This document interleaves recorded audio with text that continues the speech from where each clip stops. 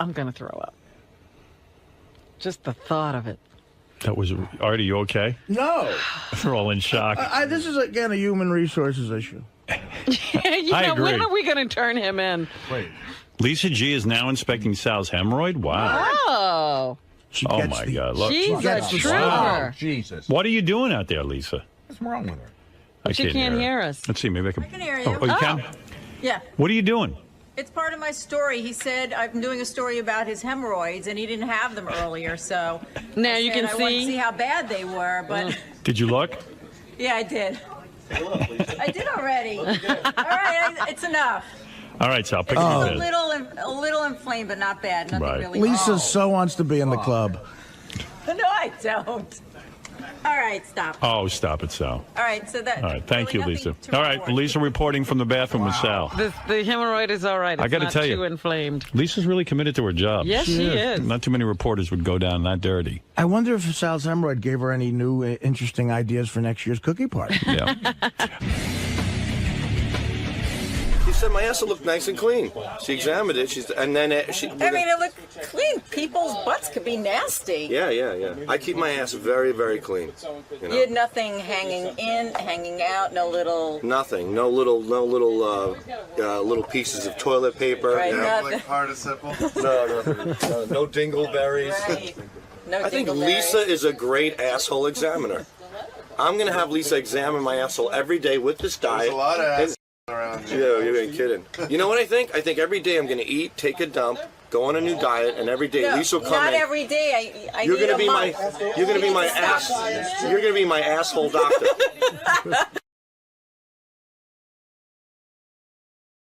You better be smarter than Sal. Ganji's gonna lose that bet. I'm gonna prove. I'll prove.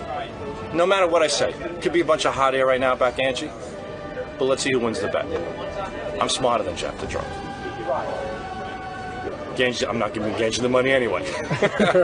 I'll pay him with a dollar bill. He'll think it's 100. That's how we pay Beetlejuice on the road. It works like a charm. It is time to find out the IQ situation now. yes. All of the people who took the IQ test are actually in the studio standing here. I'm looking at JD, Ralph, Gary, Jason, Scott, Jeff the drunk, the very thin Richard Christie, Sal Gubernale, and High Pitch Eric. The only person who is not here is Wendy the retard, who I have on the phone. Hi, Wendy. Hi, Howard. Are you excited to find out your IQ? Yes. Did you have fun taking the test? Yes. What was your most fun part? The blocks? Yes. Yes. Mine too. Oh, see, I'm now Mine not too. in my bed. Jeff the drunk, your favorite was the blocks? It was. Yeah, you like blocks. I loved it. Yeah, okay. Now, Wendy, I'm going to ask you to hold on while I get Dr. Sit and Dr. Mugley on the phone. Dr. Okay. Sit. Okay, let me get Dr. Sit first and lock Dr. Sit in. Actually, I And should be confident in my bed. Dr. Mugley is over there. Dr. Mugley, Dr. Sit, hi. Hi. Hello, Howard. Now, Dr. Sit is calling in from Israel, Jerusalem, Israel, and What's he doing there? he's on a IQ mission. A secret. Top secret IQ mission. Top secret IQ mission. Dr. Sit, you administered how many tests? I administered 6 out of the 9 tests. 6 out of 9, and Dr. Mugley, obviously, you did 3. I did. Yeah. Who did Dr. Mugley, who did you test? I tested Richard, Ralph, and high-pitched Eric. Okay. Richard, Ralph, and High Pitch. By the way, Ralph told me he was very attracted to you. I don't know if that factors into the test. He said he was a little distracted. I thought she was very cute, so if I do badly, it's her fault. I was very distracted. Very nice legs. and Were you able to everything. concentrate, or were you busy looking over Dr. Mugley's situation? I was looking at her. It took me a while to settle in. Dr. Mugley, are you a married woman? I am not married. Oh. Hey now. Hey, but I don't want to date an idiot. I'll tell you what. I might not have a high IQ, but you have nice legs, evidently. All right. Now, Dr. Mugley and Dr. Sit, you administer these all the time, and we are excited. We know that you are legitimate IQ testers. And I said something before I give the results, and I'm about to give them. And I want Dr. Sit and Dr. Mugley to back To me up on verify this. this. That, boys, I think you're all very brave for taking this. Except for High Pitch and Jeff the drunk. Why? I tried. I mean, the doctor said to me, you don't get points taken off for trying. Right. And you don't think he's the dimwit? You know what? Come on. That pretty much seals the deal. Let me give you your money now. All right. She thought it was Jeff. There's no way. Jeff's beating the high pitch. But Jeff loved the blocks. He did. I did. No, doctors, what I am trying to say is, you are all... What's wrong? Well, he's like dripping sweat. Are you all right? What's wrong? Why are you fine. You're fine? I'm fine. There's something all over his arm, like snot or something. Oh, God. Oh, Why are you sweating? Do you want to sit down? Can you handle this? I think I should. You know, give him a chair to sit in. What are I going to wipe it with? Put your dumb hat down. Wipe yourself off. He's dripping. Why are you sweating? Are you nervous about the results? Yeah. You are. All You know right, what? Howard. Howard, can I You also... think he's not dull? He couldn't figure out how to take those napkins. You know what? You're right. High pitch, you might have Fuck beaten you, him. Robert. If somebody has a folding chair, give him his seat because, for Christ's sake, I mean, the guy looks like he's going to collapse. Howard, he also stinks really bad. Jeff, It's a combination of cigarettes. Jeff, I hope you beat him in the test. Never. By the way, what you're smelling on Jeff is raw intelligence, as the doctor would tell you. Raw. Jeff, you showered, right? I did. I Okay. took a shower and deodorized. All right. Ass wipe. How many cigarettes did you smoke? Yeah, what happened? You're Because I quit smoking and I got fat. Ow. Howard, is he smoking again? Yeah. So he quit smoking, got fat, and then started smoking. Yeah, exactly. Jeff, that's the plan to trim down. Jeff has like a second head growing out the back of his neck there. It's fat. Examination. The one with the cute ass. Of spending 2.5 drunk hours with Jeff. Right. All right. Well, let's get to it, guys. Let's get to it. Come on. All right, what are we doing? Top to bottom or bottom to top? I'm going to start off with the lowest, but I did want to make one statement, and I made it earlier. You're all very brave. Yes, Jeff, you too in high pitch. Because it's not easy to hear these numbers. And let me tell you something. I made this point. Some of the most successful guys in business that I know are not high IQ guys. You're the doctor's vomiting from my lecture. Doctors, won't you agree that I was saying to the guys, who's making that noise? Wendy? Oh, it's gotta be. You don't think it's the doctor. Forget my speech. What I'm saying is, this doesn't measure how successful you'll be in life. Am I correct, doctors? Correct.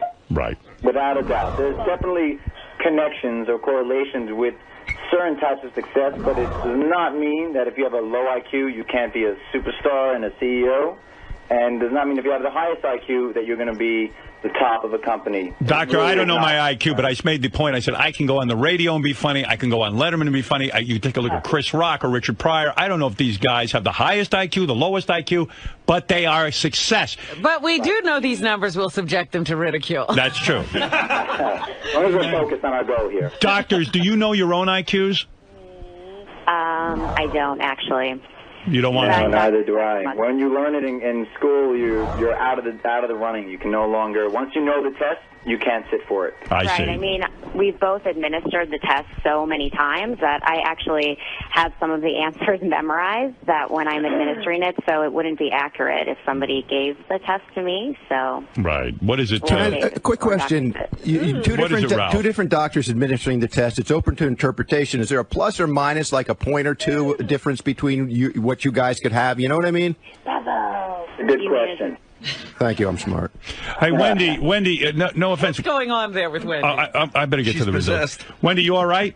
Yeah. Okay. All right. Let's stop the chatter. I just need to make one point. It's important that everyone knows that we have been given full permission by all of the staff to share this, to share the information with your audience. Right. Because confidentiality in our business is of the utmost importance. So I just want to make that very clear that we got specific permission to share whatever. Yes. We're not going to kill ourselves. Well, anybody here feel like they're going to kill themselves if they are stupid? Sal, are you going to?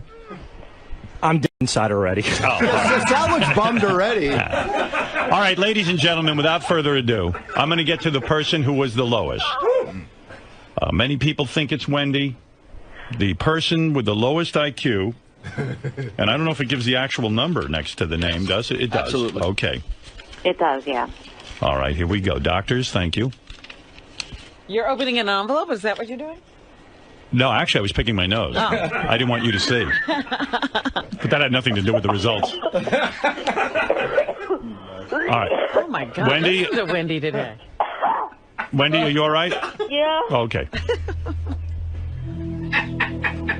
I don't want to say I think Wendy's going to mark in at the lowest, but watch this. Wendy, during the test, did the doctors rape you repeatedly? Yes. You didn't even know that, doctors, did you?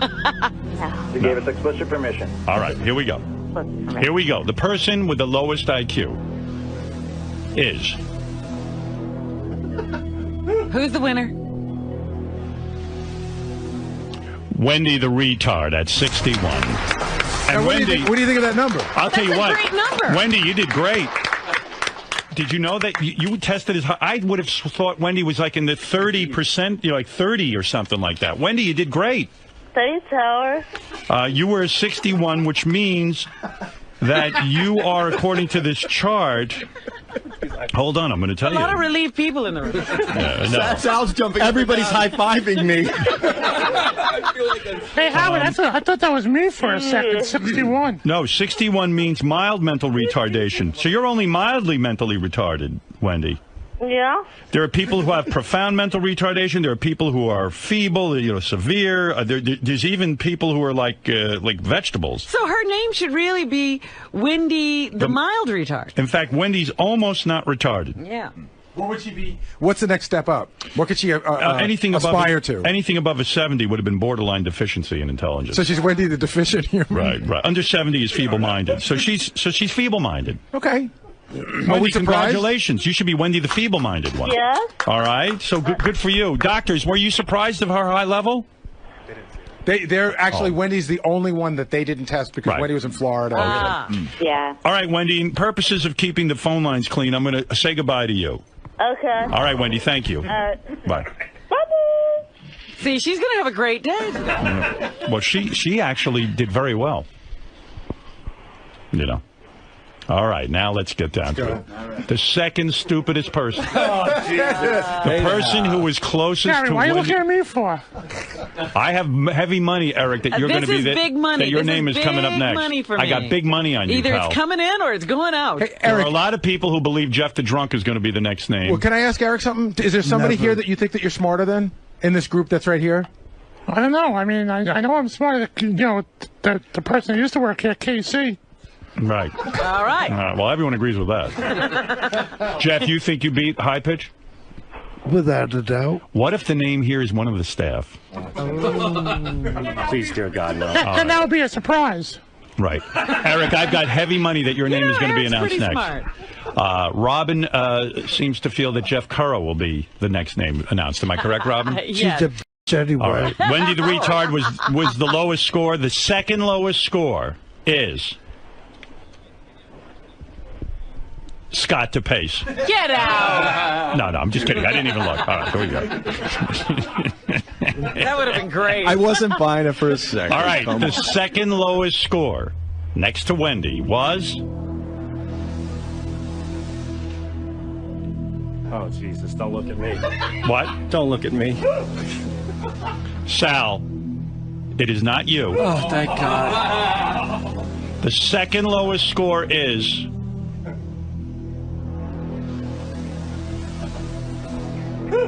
Me. What? Me? Take it easy over there. High Pitch Eric with a 66. Whoa. Dang. Whoa. That's unbelievable. You're saying that Eric is 5 points smarter than Wendy? Absolutely. Holy sh**. Eric, Wow. High Pitch, I thought Eric, you were a lot smarter than you that. just made a lot of money for a lot of people. You did. And you cost And Robin it cost me a lot of money. Cost you money, That's too, right. Howard. 66. That's right. No, but actually, Eric is only feeble. That's it. You're not You're dull. only people. So that's pretty good, right? How is that, Howard, how is that possible? Anything is possible. All right, Eric, are you okay? Yeah. Aww. We knew you weren't the brightest bulb. Hey, Howard. Who did you think, Eric? Who did you think you were going to be? Maybe Jeff. Yeah, well, we're I going to thought find you out would, now. too. who Maybe the- Scott DePace. Right. I thought you might be Scott DePace. Me too. All right, go ahead. I know that Dr. Mugley, she's the one that gave Eric the test. She had some concerns that he was being serious when he took the test. Really? Yeah, you should ask her because it's interesting. Her explanation. What is your explanation, Dr. Mugley? Well, I mean, I don't know, just because I don't have information on Eric's past functioning or current functioning, that it's really hard for me to say whether this IQ is 100% valid just based on his effort during the testing. And that's why during the testing, I was kind of encouraging him basically, okay, please try, put in effort, you don't get points taken off for Eric, guessing. the doctor feels you didn't try hard enough. I did try. You did? Yes. Say you didn't because... No, I know I tried. You really did try? Yes. Okay. You did your best? Yes. Dr. Mugley feels... She's been around. She knows things. She's done this test a lot. Honestly, I did. Maybe you threw the test so you could just be extra stupid. No, he doesn't want anybody expecting anything from him. It's another scam. I did try. You did try? Yeah. He said that to me in the elevator. He said she kept telling me, at least try. Maybe Dr. Mugley couldn't believe. What, was he not going to answer at all? Dr. Mugley, what made you think he wasn't trying that hard?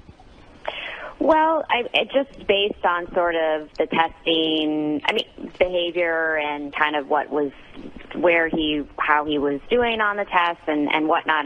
Maybe she thought he was putting on a goofy voice or something. Yeah, well, that's his real voice. No, I know that's his real voice. Hey, can I ask Dr. Mugley, so a person with a 66, can they, by most of your accounts, can they live on their own, function on their own? Yeah, that's the thing.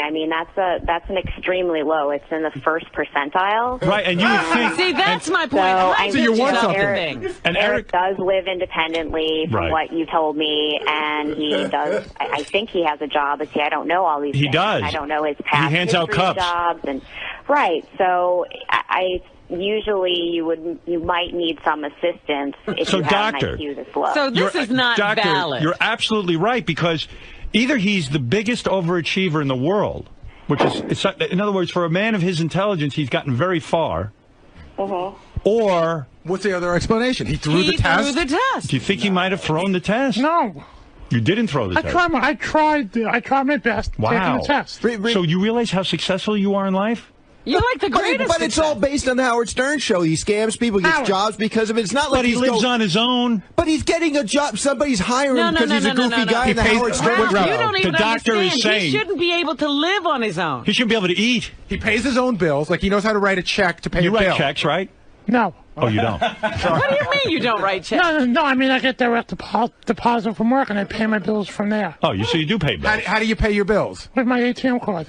All right, so he can do that. Yeah. He's got to put an ATM card in, know where to go. That's why the doctor thinks you're higher level. I think ATM's harder than writing a check. Doctor thinks you're smarter than what you indicated on the test. But Howard, I think I did the same thing when I got tested a while back. Can I say something, Eric? I do believe you tried very hard, and I believe the result of this test. See, I don't believe the result. The hardest thing with the blocks. The blocks? The blocks seem to throw a lot of people. Which may have been the easiest thing. All right. Eric? And some of the questions are hard, too. Okay. I won't give out the questions because you might do this again. All right, Eric, you're number 2. Okay. All right. Now we start the fun. And now the fun begins, Eric. And by the way, Eric, I'm impressed with how well you get along in life. Without a good score. So congratulations to you. Thank you. All right. Very successful young man. That's a way to put a spin All on right. it. Now, is anybody on the staff lower than... No, that was yesterday. Yeah, but is anybody on the staff lower than Jeff the Drunk? All right, here we go. Exciting thing we're going to The only find out. person outside the staff is Jeff the Drunk. Many people have speculated that Jeff the Drunk will be the next name mentioned. Many people have said Jeff might surprise everyone, that someone on the staff might be dumber than Jeff the Drunk. And now and we haven't even gotten to the dull person yet. No, Eric didn't even make dull. That's right. So someone on that means someone on our staff could be dull or Jeff the Drunk. Howard, because yesterday on the phone you said to me... You are not dull. You thought I was dull. You're lower than dull. You're duller than dull. You're feeble-minded. If you work hard, you can be dull. You didn't make dull. But you're functioning. You're functioning like a dull person. You have to work your way up to dull. That's right. Okay. You're a functioning idiot. But everyone agrees you're a bore. All right, Eric. Now it is time to find out if Jeff the Drunk is the next person in line, as many people have speculated, even myself, Jeff, or did you beat some of the people on the staff? Why are you getting me prepped? All right. We'll see. The third person. Sal, you look nervous. You don't want to get beaten by Jeff. It's not Sal. No, I bet you it is. I do not. I bet you it's not. I bet you we're going to hear Sal next. Please, God, no. If there is one. He's all of a sudden praying. JD, you're laughing. You think this is funny. I love seeing Sal in so much pain. All right, You, JD. I love how Sal's looking for God now. The third person On the list. From the bottom up. From the bottom up. Next to High Pitch Eric. With a score of 89. Which would make him dull. Which would make him dull. But not retarded. Is... Come on. Say it already. Oh, don't look at me. Ralph, it is not you. You scared me. No, I'm not dumb. Jeff the Drunk. Oh. Jeff the Drunk. All right. Very nice, though. 89. I'm not dull, though. No. Yes, you well, are. I'll tell you if you're dull or not. Let me see. Fuck you, Robert. Let me see if you're dull. You are... Let's see, 70 to 79 is borderline deficiency. 80 to 89 is dull. So you're at the top You're of at the the dull. top You're of the almost dull. normal. You're at the Almost top of the heap normal. dull. No. I'm going to have to take it. You're a point away from being normal. So congratulations. Little surprised at that. Howard. Why are you surprised? I thought he was like a 95-ish. You thought he was smarter than that. I thought he was smarter than that. No, he's dull. I have to say something in Jeff's defense here. Yes. Yes. Jeff, as we all know, is handicapped with his dominant hand, with his right hand. Yes. Some of the tests that are administered here require someone to use their hand. And Jeff did his best with his left hand, but if in looking at the details of his score, without a doubt, the tests that required him to use his hands and, to use a pencil and to draw and to really move quickly with his hands were his lowest scores. So he might have had a few more. So I'm normal. He could have gotten into the Let's think of you as normal. You're in the average. There's no way you could be dull. I'm ordinary. There's no way you're ordinary. You're extraordinary. I'm normal. No, but so doctor, would it be fair to say in Jeff's case, because of his unusual handicap, that he could have lost points, IQ points? Yes, he could. Okay. And if this were a more elaborate testing where we really rarely give one test to evaluate someone in total. No. If we would give more, without a doubt, Jeff's strong point and his strengths. Very good. Jeff, you can feel good. Thank you. You're probably normal.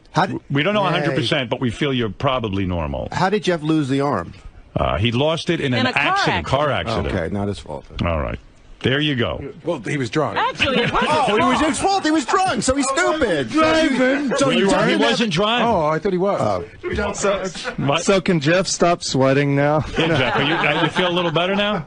Yeah. Yeah, all right. Okay. Okay, did. now we get to the Now for the meat. rest of the dummies. We've gotten to the meat. All right. Now we get down to it. Fortunately for my staff, High Pitch, Wendy, and Jeff did not Beat you. did not beat you. Would you have fired somebody? The person closest to Jeff, High Pitch, and Wendy the retard, Oh, who could it be? Who do you think it is? coming in with an IQ of 102, Oh, that's not bad. 102, putting him in the normal range, but at the low end of the normal range. You double check that. 102 would be, yes, Sort of in the- average or normal, but at the lower end. What is average or normal, the range? 90 to 109. Well, that's sort of in the middle. Coming in at 102.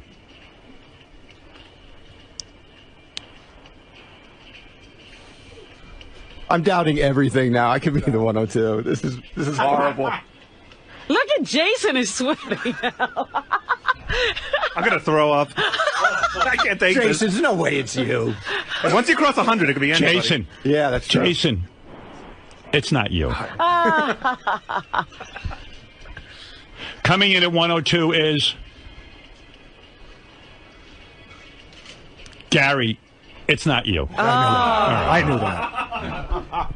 You should see their But I face. did get- Wait till I you did- see Howard Sal, TV. Sal is going to pass out. I know, Sal's going to pass out. All right, come- There's sweat on my upper brow, and it's like when you said that, I knew it wasn't me, but it still felt like a punch. Right. But What Sal's you'll not see on even TV. breathing. This is very American Idolish because the guys almost buckle when I say their name. Yeah. Sal What is is not this guy? You won't see it in my reaction because Jason has taken up all the space. Make a little. Get Scott on camera. You're blocking out. You've been standing behind me the entire time. Move up. You don't want to stand next to Jeff. That's You're why you so won't move. fat. God, just move over. It seems to Stand me. next to Jeff. Look, there's plenty of space right there. There you go. He smells. You're fat. And you're bald. And it turns out, it turns out that Jason, I don't know if he's the highest IQ, but he's the heaviest. Yes, All right. that I win. All right. Coming in at number 4 with an IQ of 102 on my staff, Is? Sal Governal. Sal. What's the matter, Sal? Sal, not bad. 102, you're normal. Sally, Yeah. you're normal. Right. What, you're upset? He's just above Jeff. Well, This is something you want to say. You beat Jeff. big deal. I'm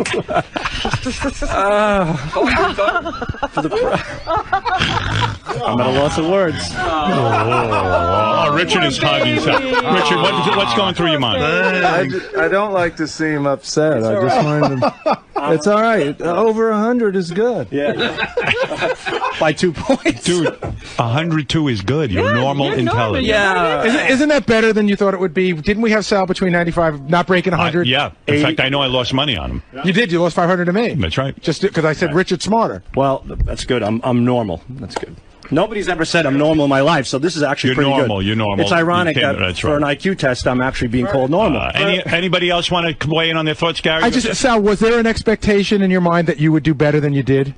I thought I would be anywhere between 89 and 105. So then you did great. You did great. Well, no, I wasn't proud of that, my expectations at all. I bet if you take the IQ of a lot of the guys that look at piss websites, like Sal is on the high end. Were you hoping you beat Richard in a way? No. I hope Richard sweeps this whole thing. You wanted to beat JD, though, right? No, I love JD. I just wanted to do well for All right, myself. well, you know what? It turns out you're not retarded. You're normal intelligence. You miss dullness. You miss dullness. You can't measure that in a test, right, Doctor? He's very creative. He makes phone That is calls. correct. This Right. does not go near creativity. We know, Sal, you're very creative. Did he score high at anything? Dr. Sitt, you gave Sal his test? Yeah. Dr. Sitt, I understand at one point during one of Sal's answers you laughed. Yeah, Sal's a funny guy. He wasn't trying to be funny. Not one bit. All right, Dr. Sitt, we're going to move on now. I'm normal. Good. All right, so Sal is the lowest out of the staff. Wow. All right. That hurts. But you're normal. Depends how you look at it. This is a staff that you don't want to have that happening. Yeah, it's true. All right, there's 6 of us left, right?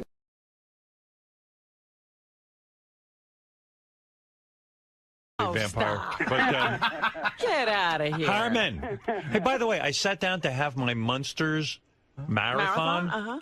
So I've been holding on to this DVD, all the Munsters classics on DVD.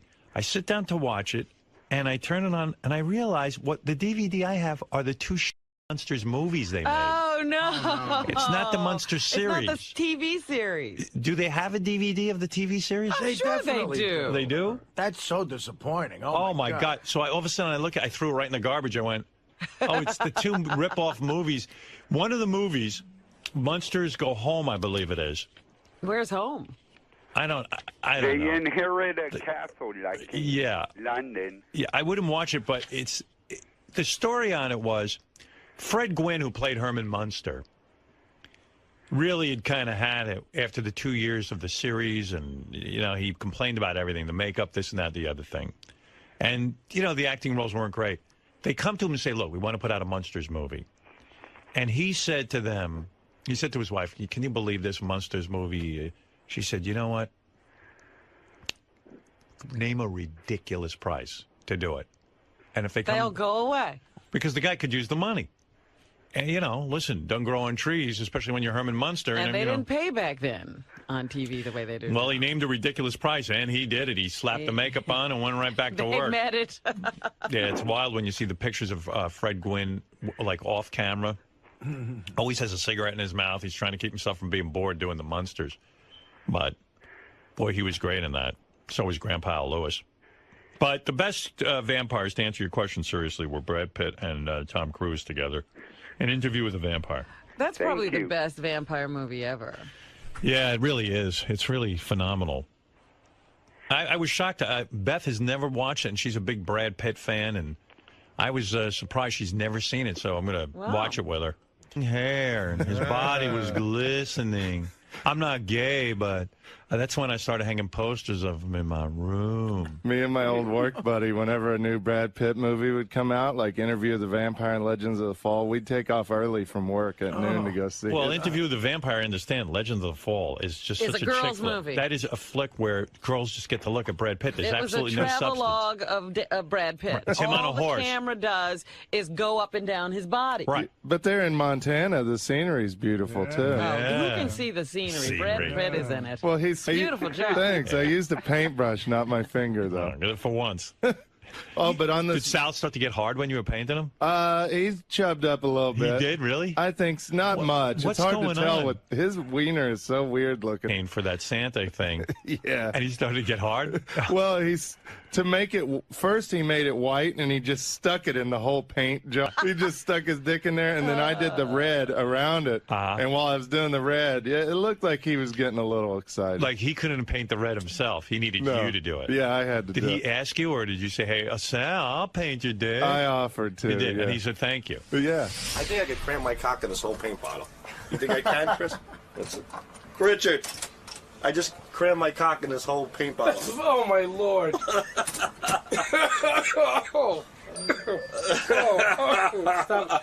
it. Stop it. Stop it's it. Santa cock. Dude, you're gonna... Look at that. Richard, my whole cock's in the bottle. Cock in a bottle. I feel like a retarded Martha Stewart making Christmas crafts. I wish it was Martha Stewart instead of you.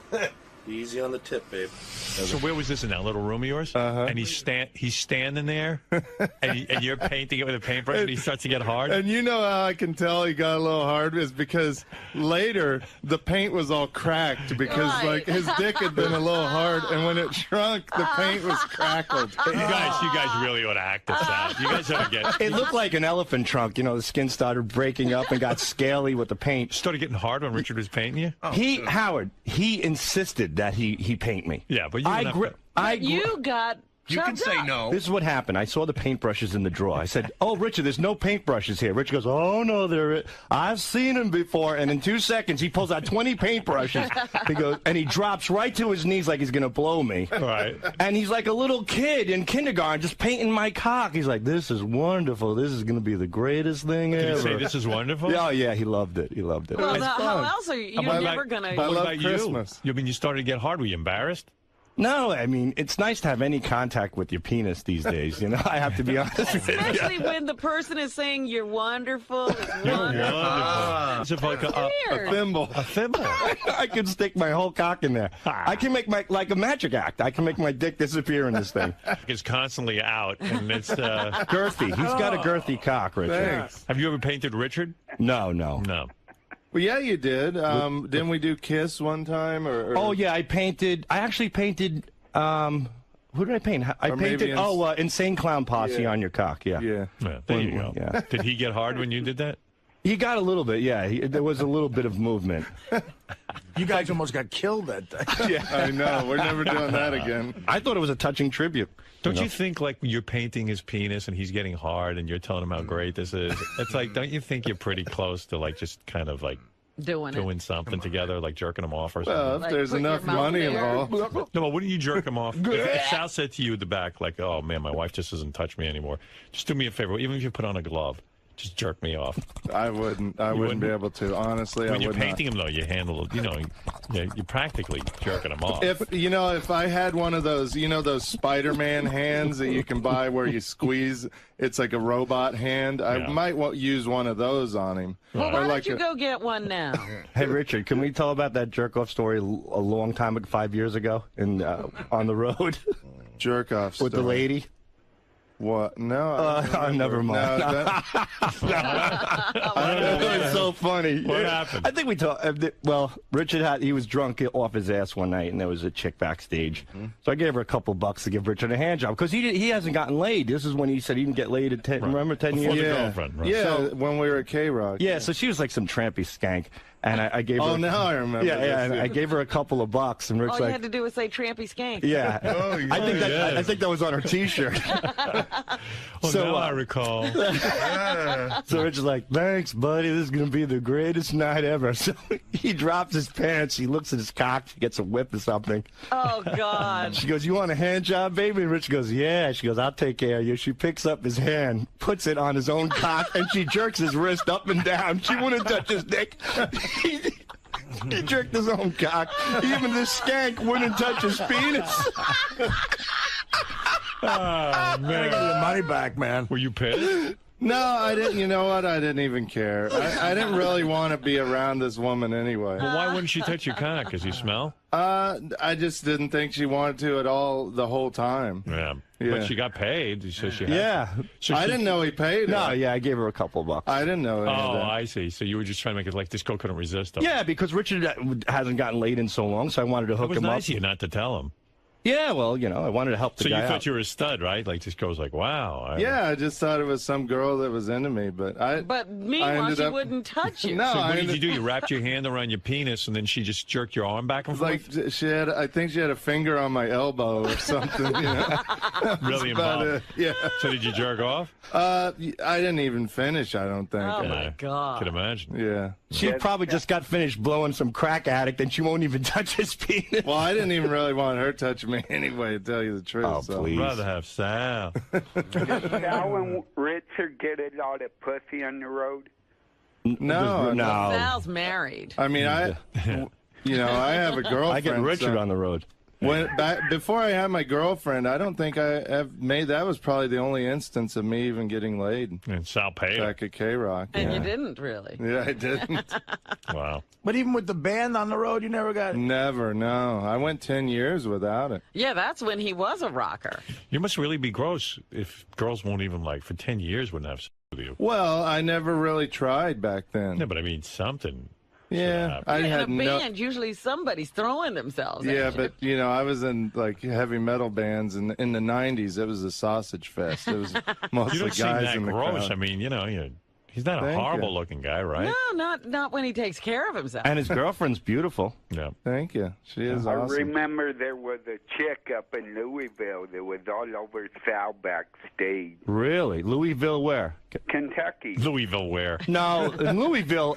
I remember Beetlejuice. Louisville. Beetlejuice got a blowjob in Louisville in front of everybody. This chick actually blew Beetlejuice. Why does Beetlejuice get a blowjob and girls won't even touch Richard? I mean, Well, you should see what's willing to give Beetlejuice a blow. Let's see. Black, toothless, retarded midget or Richard Christie. I'll take the black, retarded midget. Well, Beetle standards aren't as high as mine. Was your girl really gross? Which, the Beetle one? Yeah, or- the Beetle one. Oh, No. I wasn't there. I No, don't- she wasn't gross at all. Really? She was hot. Really? And we made a circle around her. It was crazy. It was like, I don't know. It was insane. like a Fellini Was this movie. on stage? This was upstairs from the stage. Upstairs there was a bar with a couch. She came back and said, I want to blow Beetlejuice? No, she sat down next to him. She took her tits out. She put it in Beetlejuice's face. He was licking her nipples and everything. And then I said, hey, how about, for $10, would you blow Beetlejuice? So she goes, not $10. So we took money. Everybody started taking money out. I think it was like $100. We handed her the 100, and she sucked his cock right there. Wow. And good girl. And she went home to her husband and kids. She had a husband? I think so. That's usually the case. The single ones don't blow guys on the road. It's the married ones. Oh, my God. Wow. Yeah. Wow. Yeah. Single chicks are like pure, you know what I mean? Looking for a guy who looks like Brad Pitt. Married chicks with kids are looking for Beetlejuice in Louisville. A few thrills. Wow, that's just nasty. Yeah. Wow. This one chick made out with Beetlejuice one time in L.A., and as soon as she made out with him, she turned around and puked right in the booth that she was sitting in immediately. And Beetle's not insulted. He's Not like, at all. hey. Oh, he was clueless. Right. He thought he was a stud. He thought he made her come out of her mouth. She orgasmed. She's squirting.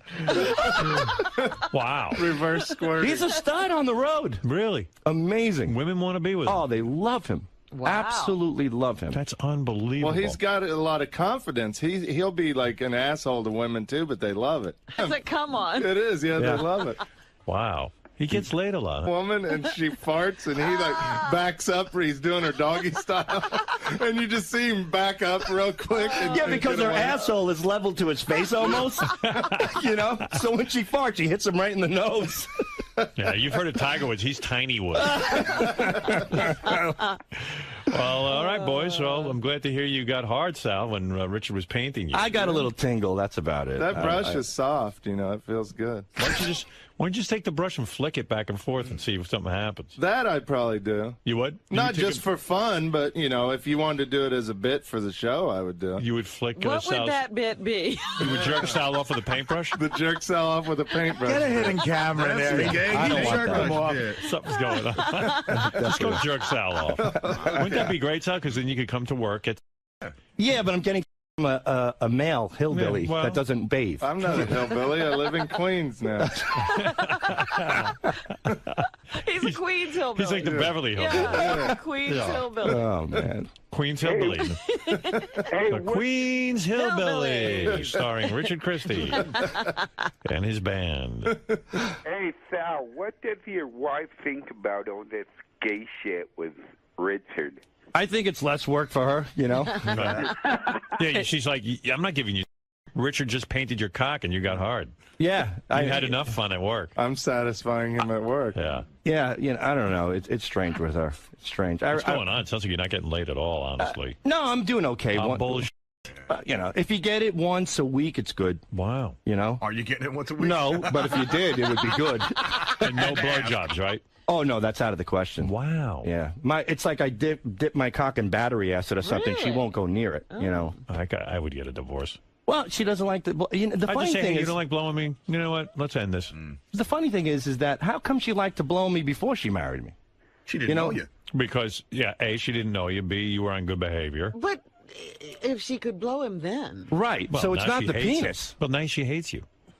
I don't know. But she See, lets girls- him have sex with her. If you're an annoying asshole to your wife, you know, whether you really are or not, but if she sees you that way, right, they can't get worked up over you. Your penis is like makes her vomit. It's kryptonite. It's kryptonite. Right. So that's how you know she just doesn't like you. If you really figured out a way to please her and sort of really be a partner, she'd Be blow her friend you. again. She'd be painting your dick. Yeah. Do you go down on her? Or? No, she doesn't like that. She just doesn't want to have Not with anything to you. do with No. you. Does it bother you that she doesn't like when you go down on her? Nah. Why put in the effort, you know? You know what I Wait mean? a minute. When you're actually having coitus, as they say, Yeah. does she move around? Does she look? Yeah, like she runs for the door. She's moving around while he's holding her down. Yeah, she's moving all right. She's trying to dial 911. She's reaching for the phone, calling the cops. Sal, don't you think she gets embarrassed by you doing Richard? I'm not doing Richard, first of all. No, and secondly, that would be embarrassing. no, she's not embarrassed. I'm So making a she doesn't living. want you to go down on her? Did you try? Yeah, I mean, What I did have. she say? I don't like that. Yeah, you Well, know. a lot of girls don't like that, actually. Yeah, Well, wait a minute. I'm trying to figure out, is there any foreplay? I mean, you know, I tap the bed. You know, I tap. They go. You know, time for action. Really, is that your signal? Yeah, that's my move. And she rolls her eyes. Like a conductor. she rolls her eyes. Yeah, she Sounds calls romantic. me. It's funny because she calls me CBB. That's her nickname for me, which stands for Commercial Break Boy.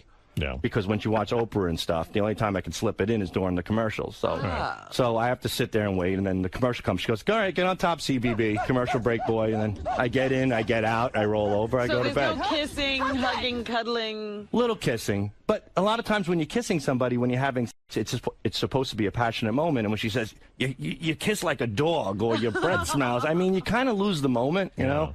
See, I like all that kissing. I like all that, like, you know. Yeah, she used to love it, you know. So I don't know. Can you finish during a commercial that quick? Oh yeah, it means when you don't get laid as much as I do, you can finish in seconds. So you finished during one commercial break on Oprah. Oh yeah, one commercial break, I'm in and out. I'm out. Yeah, in 4 minutes I'm done. You can see can I part ask of you the something? commercials. Because I know Oprah saves she backloads the commercials, so she has all the commercials at the end of the show. Right. So can you last through the beginning commercials, which are real short, or can you have to wait for the last couple of commercials? You know what? I don't know. I sit there and pout, and I think of so many things, so many many bad thoughts go through my head. I don't know what point of, Honestly, I'm not listening to Oprah, If my wife called me CBB, and then, like, she cuts back on, everything. Yeah. And she used to call me the treadmill, too.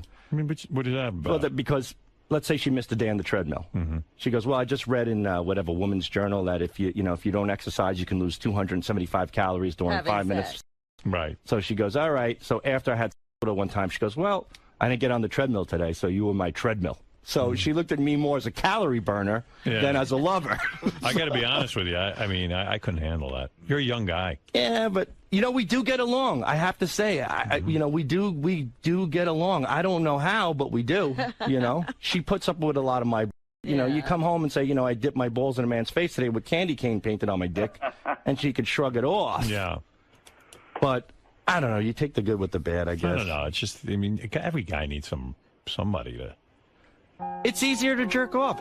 Jerking off is really. On. Oh, it's wonderful. He does, but he does love to jerk off. I love it. Well, because he has no other outlet. If he had a hot little chick in his arsenal. He didn't do this when they first got married and were banging all the time, right? You didn't jerk off. No, not at all. The way you do now. Well, I think if like I went to like the jerk off mode where I'm always jerking off, I think you just got to sit down with your wife and go, look, I'm jerking off all the time. I think we're done. I think you got to. She would say, go buy another bottle of lotion. I mean, Yeah. What am I going to do? She's a good mom. She raises the kids great. I do get along with her. We share some laughs and, What are those laughs?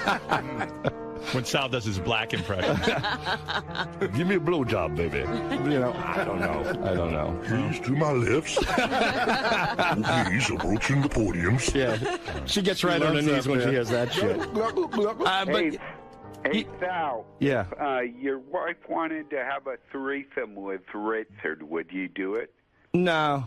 I wouldn't do it. Why? Well, because I have a girlfriend. No, I'm saying, let's say you didn't have the girlfriend. And Sal said, look, Richard. No, I'm too. We want to bring a third person into the relationship. And guess who we chose? We chose you. You painted my cock so good. What a prize I am. I think Richard would get jealous. No, I can't wives or girlfriends in that way. Yeah. I can. I have no problem. Too. So you could do a threesome with Richard and his girl. There are so many. I think there are so many wives buried in a guy's head. Other wives that we would just love to bang the twat lips right off their legs. Who are you thinking of, Sal? You just have a circle of friends. There's always Who do you think about? Which wives? I can't say on. You could say, come on. No, I couldn't. You're only thinking. Which one? Which one? You're not banging them. You're just thinking about them. Dude, I barely get along with my wife. Now I'm not going to get along with the other wives. He's going to make it uncomfortable at the Christmas party. I don't know. By the way, Richard and Sal's cock painting will be on Howard TV tonight. The cameras were in there while cocks are being painted, and you'll see Sal getting hard while Richard's very artistic. While Richard moans and goes, "This is great." There's Sal. Oh my God! There it is. Hey, what would have been funny is if he was painting it and then he spooed in his face. That'd be hilarious. Oh, you would have liked Sal had an accident on Richard's face. That would have been great. Oh, dropping loads. Richard's face. But you were saying the other day that you get really nervous around one of your friends' wives, right? Like you're kind of got some puppy love going. Dude, you're going to kill me. Yeah. No, I don't have puppy love. I mean, I think that every guy, there's always some girl. Absolutely. There's a girl in every guy's life in the back of his head, like, wow, this girl makes me melt, Mm-hmm. But this girl doesn't make me melt. But there's always a girl in the circle of friends that you wish you can have sex with. Richard, next time you I would think so, right, Artie? Next time you paint his cock. But you don't say that on the radio when you're married. Yeah, you don't say that. Well, you don't say so you don't say stupid. my wife won't blow me. It calls me CBB. The treadmill. Next time you paint his cock, you should put on a dress and a wig, like a blonde wig, and see what happens. real shiny lipstick. And start texting other guys so make it official. Oh. Did you once get super drunk and you told the woman that she was hot? Yeah. Yeah. So this is the woman you really have the hots for? No. Yeah, I was drunk, but I told her she was the hottie of the neighborhood, and she's such an asshole. Yeah, yeah. Oh my God! And then I had to apologize to her, So, Sal, when you're having with your wife, do you think about this other lady? No, because I don't. You know what? There's not enough time for me to think. There really isn't. You know, There's no time for fantasy. No, there's no time. There really isn't. so quick. He's thinking about the Advil commercial in the background. There really is no time. I'm in and out. You know. Right. It's almost like, you know, it's like I feel like a foreman sometimes. Like, all right, drop your pants, let's get going. You know? Does she ever but get if an you're a orgasm? treadmill boy, you have to go at least 5 minutes, right? Do you think she ever has an orgasm? I think she does. Yeah. Yeah. I think when we're How do you know? When is that happening? Where are you? How do you know she's having one? Does she make noise at least? Yeah, she makes noise. Oh, she does. Yeah. Oh, the works. Everything happens. You know. Do you play with the vagina at all? You don't even have to work her up. You just stick it in. Sometimes I do a little playing, but then again, you know, you have to know what you're doing with the playing, because if you play the wrong way, you know, if you grab it, you know, like a cord on a lawnmower, you know, that's ridiculous. Then all of a sudden she's like, whoa, what are you doing? You know, and then again, your cock goes right down. You feel it. You don't want it to feel like it's a favor. Like, you know, you don't want a sympathy lay. Nobody wants a sympathy lay. You want to feel like you're important. Yeah. You know. No, he's right. You know, for $40, you could get a stranger that'll make you feel like you're Donald Trump. How would you know that? I don't know, but I have a good feeling. $40. Did you freak out when Oprah made her announcement that there's only one more year left? Gives a rat's ass. Well, yeah, but what about because of the commercial. Wife, Who gives a rat's ass? Oh, yeah, I didn't think about it that Never way. get laid again. Yeah. Oprah seems to turn her on. Yeah, there's a few other shows. She watches The Hills. You bang her during that? No, that I don't even think. I think she loves that show so much she TiVos past the commercial. She won't take a break. That's a 30-minute show. They have real short commercials. Right. Those girls, they are just little babes in the woods. You know, just sweet pieces of ass. No. And that sucks. Do you ever get like toys involved and stuff? Vibrators? No. They don't have time for that. No way. Did you say you wanted to bang Doug Goodstein's wife?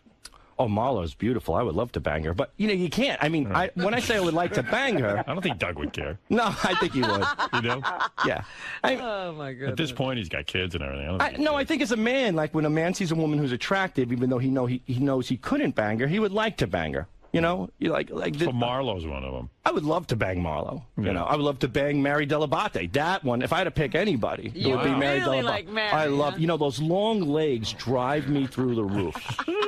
Those long, gargantuan, beautiful, thin. I mean, I just envision those legs just wrapping around my head like a tarantula pulling a beetle in. Yeah. You know, just your head just disappeared. I guess I'm supposed to stop him, but I can't stop laughing. She is one hot piece of vagina. Oh my Mary God. Delabate rules. Have you ever talked to Gary about swapping? Maybe You should. I used to Photoshop me fucking Mary Delabate, and I would send it to Gary. I'm not right, Gary.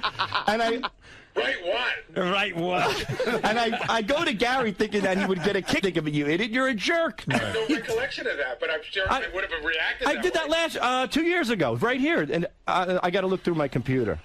Yeah, I used to do that all the time. Hey, I'm sure. Hey, Gary, you're attracted to Sal's wife.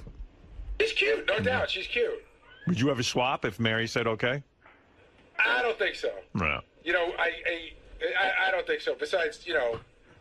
Is it more me banging Mary, or is it more you banging my wife? Oh, it's you and Mary. Yeah, that's what I figured. There's no chance she'll like it. I mean, I don't think it's going to be any threat to your marriage. When she's not like a boxer. I just wanted to pick her up by her ankles like a caveman, take her behind the dumpster and violate her in the worst way. Overdosing on a joint. Gary's running around the bar. Mary, what's what I do? I go, never mind. I go, you go get something for Mary. I'll take care of her. Gary, you go get the ambulance. I'll wake her up. Gary comes back, Mary's standing. Yeah, she's standing like feels great. She's wiping her lips. Oh, Mary, you are doing a lot better now. And Mary only needs one commercial to get off. Yeah. Half a commercial. I'd be off again. You know, it's going to be so satisfying to her. There's not enough commercial breaks in the world for you to get my wife. I would so take care of your wife. She wouldn't be able to walk for weeks, Gary, after I took care of your wife. With the dick you can put into a little thimble? That's a weapon of mass destruction. Wow.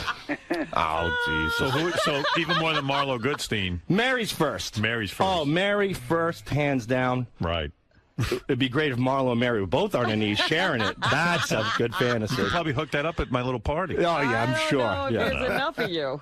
Right in front of my wife. Right. Hey, Sal, what if Mary said you could bang me, but you got to wear Gary's beekeeper mask. Not a problem. He'll do it. Or what if, I'll wear Gary's kids' Halloween masks. I don't care. I'll wear anything. what if you got to bang Mary, but then you had to blow Gary afterwards? Would you do it? You know, I want to bang her so. You know, wow. I'd give Gary a hand job to bang Mary. Wow. Yeah. Wow, you really are in love. I think we have a new bit. We have a new bit. Bring her in. Richard, why do you always bring it to a weird gay place? Because he's gay. Because it's funny to imagine Sal blowing.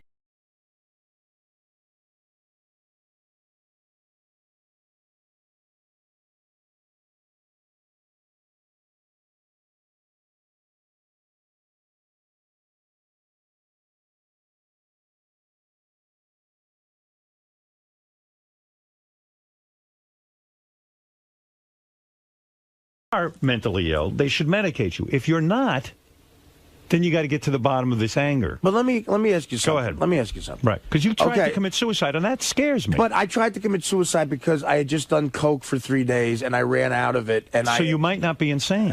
I don't think I am. But taking coke for 3 days is insane. I know. But so everyone who does coke for 3 days, there's a lot of people who do that. I mean, and they're not all insane. I don't think I'm insane. I don't think I'm insane. Artie, sometimes the drug taking is an attempt at self-medicating because of course it of is. insanity. That's what I'm saying. Well, all right. That could be behind the drug use. But okay, and that's it could be. completely I'm not a doctor. understandable. Yeah, I don't know. I understand that. Right. But I'm not on any medication right now. Right. And for a couple of weeks on the show, I really was out of my mind, ruining interviews and shit. Right. And do you feel I've made an adjustment there? No. No? No. You've made some adjustment, but not Well, really. some adjustment. Not really. No. I don't think so. But some adjustment. Some. Right. So I think you're having a hard time controlling yourself. I'm going towards the. Yeah. I think you're doing better. I just think that what I'm worried about. That's on my own. So, and I'm going to keep and listen. I will keep trying to do that. There's something going on though that concerns me. That in doing your own rehab, you know, I think you're going through a tremendous difficulty right now.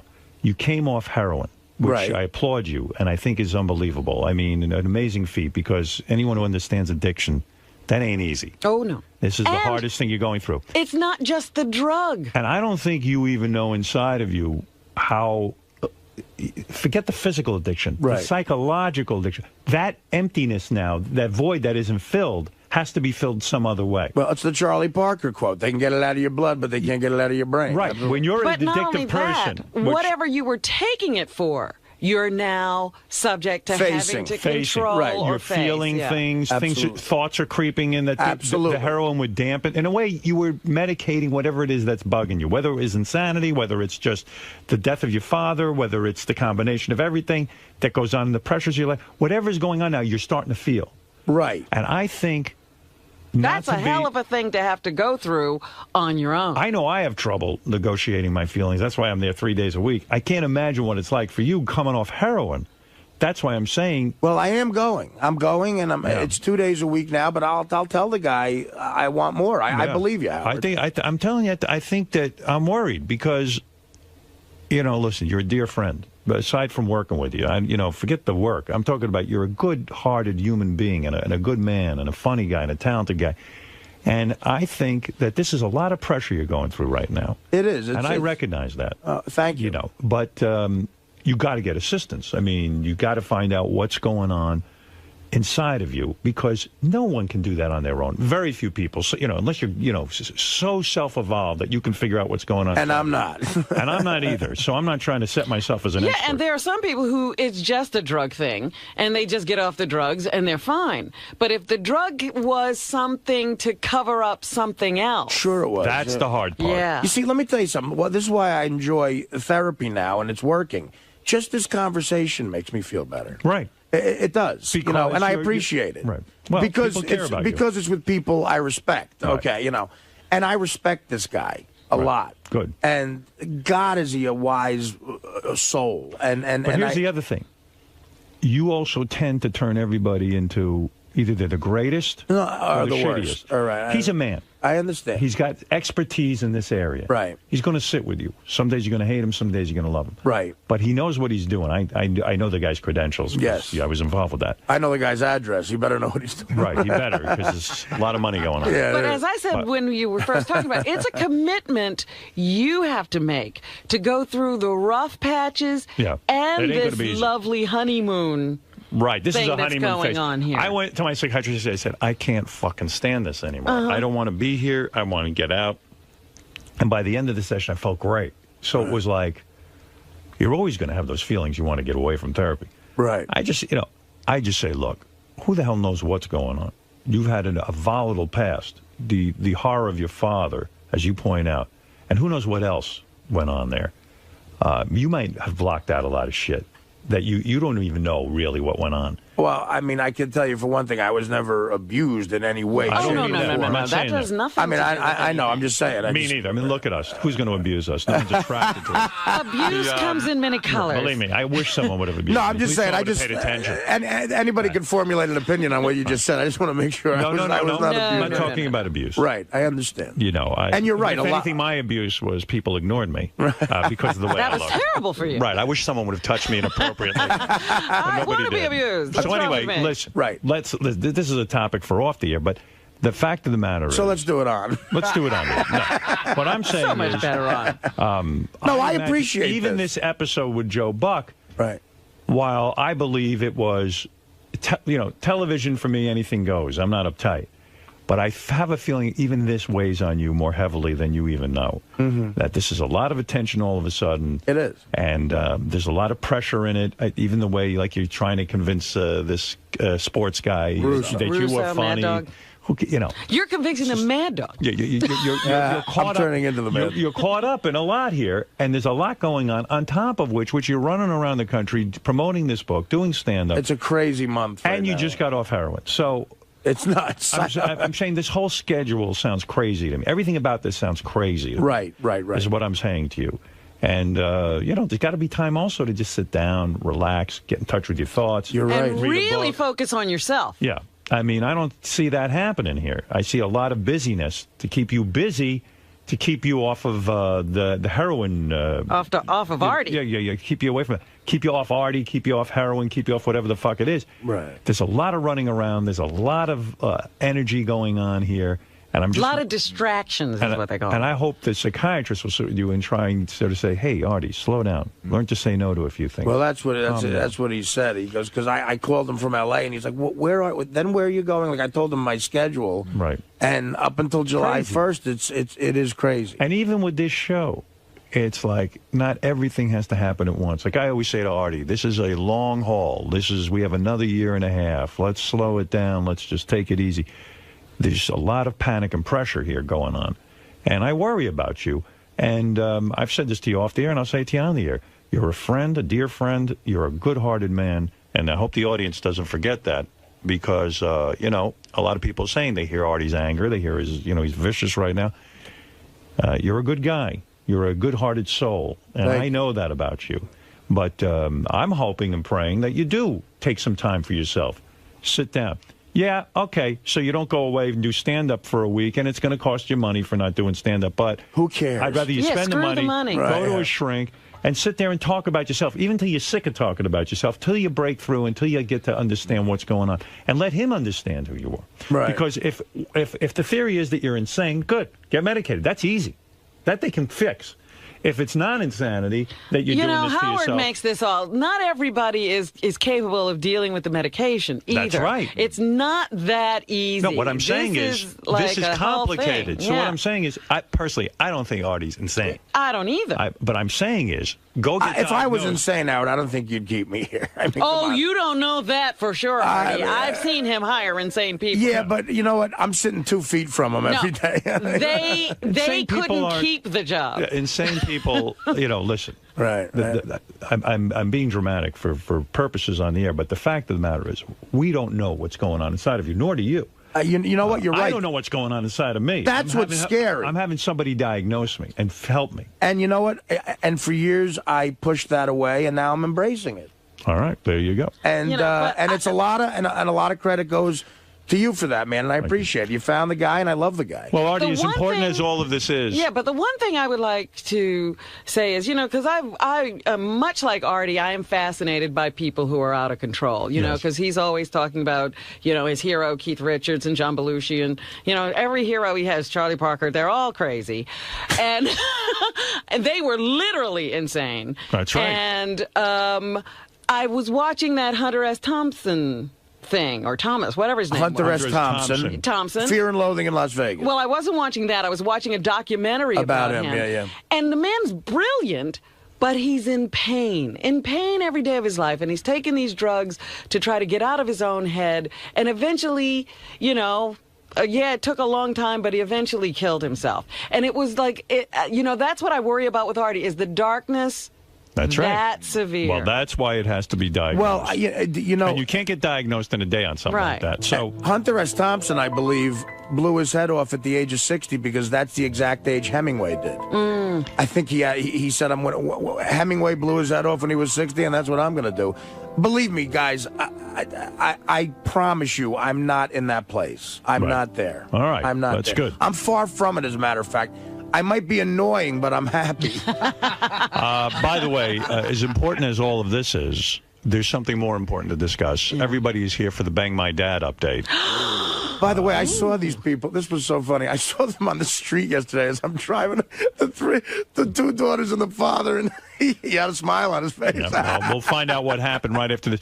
Let's take a break. Everybody calm down. Wow, that was a rough hour, man. Well, listen, you're the toast of the town. You're the I'm man just of saying, the hour. I don't even care about that shit. I mean, I appreciate the last 10 minutes here, but, I promise you, I'm doing better, and I'm working on everything really hard because I want to be alive forever now. Yes. And I got a second chance. The doctor told me I'm lucky to be healthy. I always thought I was going to die from health issues, and he said, no, if you can control your anger and stuff and not destroy yourself, you'll be around for a long time. You might actually live. And I want to live for a long time. Well, that's good news. All right. Not to everybody on the Stern Fan Network, but I do want to live for a long time. The Stern Fan Network wants everyone dead. It is weird that it's getting this much attention, though. I mean, Joe Buck, if he pretends to be upset about this, I really think it's stupid. But again, I don't want to show any anger. There was one line in that whole thing, and it happened to be the very first line, Right, that maybe Artie would take back or change it, make it a little less... I wouldn't take it back because it got a reaction. But Scott's right, it was strong. But if you take that line out, I don't think there's that much of a deal right now. Yeah, But I mean, look, I said the jizz line during the internet part.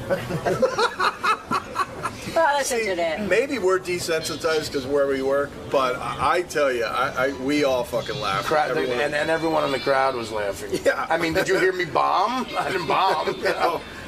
Yeah, Ross Greenberg did not return our phone call. Of course not. Ross Greenberg, I don't think is operating on a ton of brain power. This is the best of the wrap-up show. A recap and behind-the-scenes look with John High and Gary Dell'Abate. The best of the wrap-up show begins now.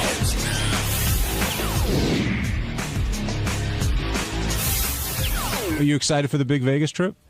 Yeah. I mean, it's gonna be a lot of people going. So yeah, we'll see how it goes. Plan on catching some shrapnel there? I don't know. There's gonna be a lot of people there. Can I explain something? What about? Do you think you'll get?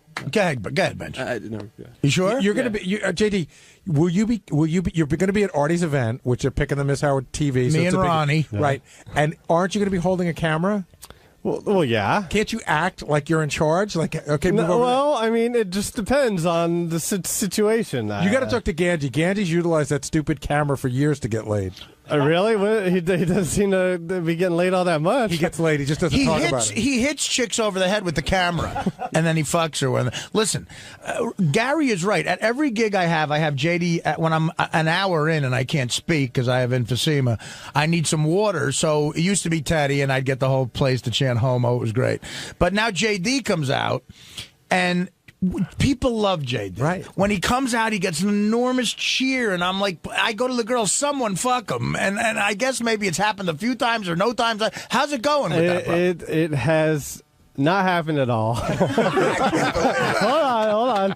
A couple of times there have been, situations where I've hung out with girls, but nothing came of it. Some pictures, it looks like you're fucking Teddy in Detroit, St. Louis, Vegas, L.A., Well, Pittsburgh. that's how it is. Artie, you might have to take it to the next level. You might have to say, "Who's willing to fuck JD? Please come up to the stage." Well, it might turn into I have to fuck JD. Well, I mean, because it's a lot of girls that have guys that come to the shows. Tell me which guys. I know people that can make them disappear. Well. They could be on a flight to Detroit and be there in an hour. The guy won't ever be found again. Well, last time you guys were in Vegas, you helped JD out a lot, Artie. Remember?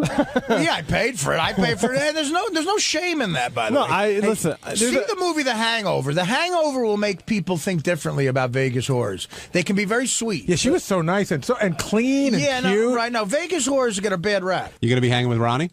I don't know. I know we're gonna go to the big appearance at the Rick's, whatever. Oh, I'm going. Here's the schedule. Here's the schedule Saturday, right? And if this doesn't get a guy hold on. Ronnie's Friday night. Okay, whatever the fuck it is. Friday night, we're going to Rick's every night, asshole. Okay. Every night there's a party at Rick's. All right. So Friday night's the official Ronnie party at Rick's. Saturday, if we go to sleep, we get up. And in the afternoon, me, Ronnie, and all the guys judge the new Miss Howard TV. They're expecting 200 women by the pool at the Hard Rock.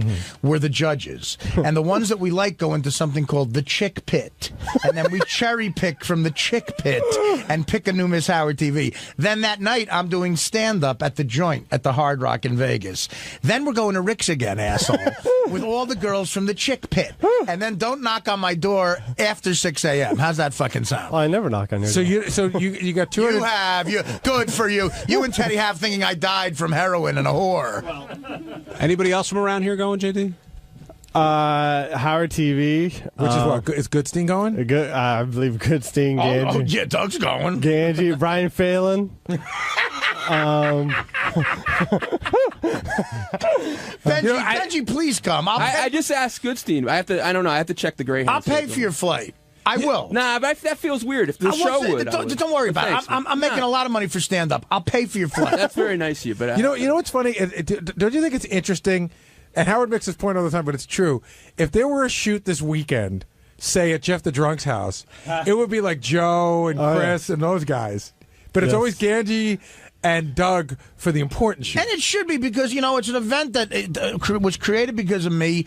And Doug and Ganji and all those guys, they're like my family now. I love seeing them. I love Chris and these guys, but I haven't known them as long. I'm happy they're coming. It's not a burden. It's going to be a big party. It's not about you. No, I know. It's about them having to do important work in Vegas. Well, I want when I'm voting for one of the chicks in the Chick Pit, I want to be in focus. Artie, Howard suggested that you should bring your new lady along for the trip, which you immediately shot down. That's the funniest thing Howard's ever said.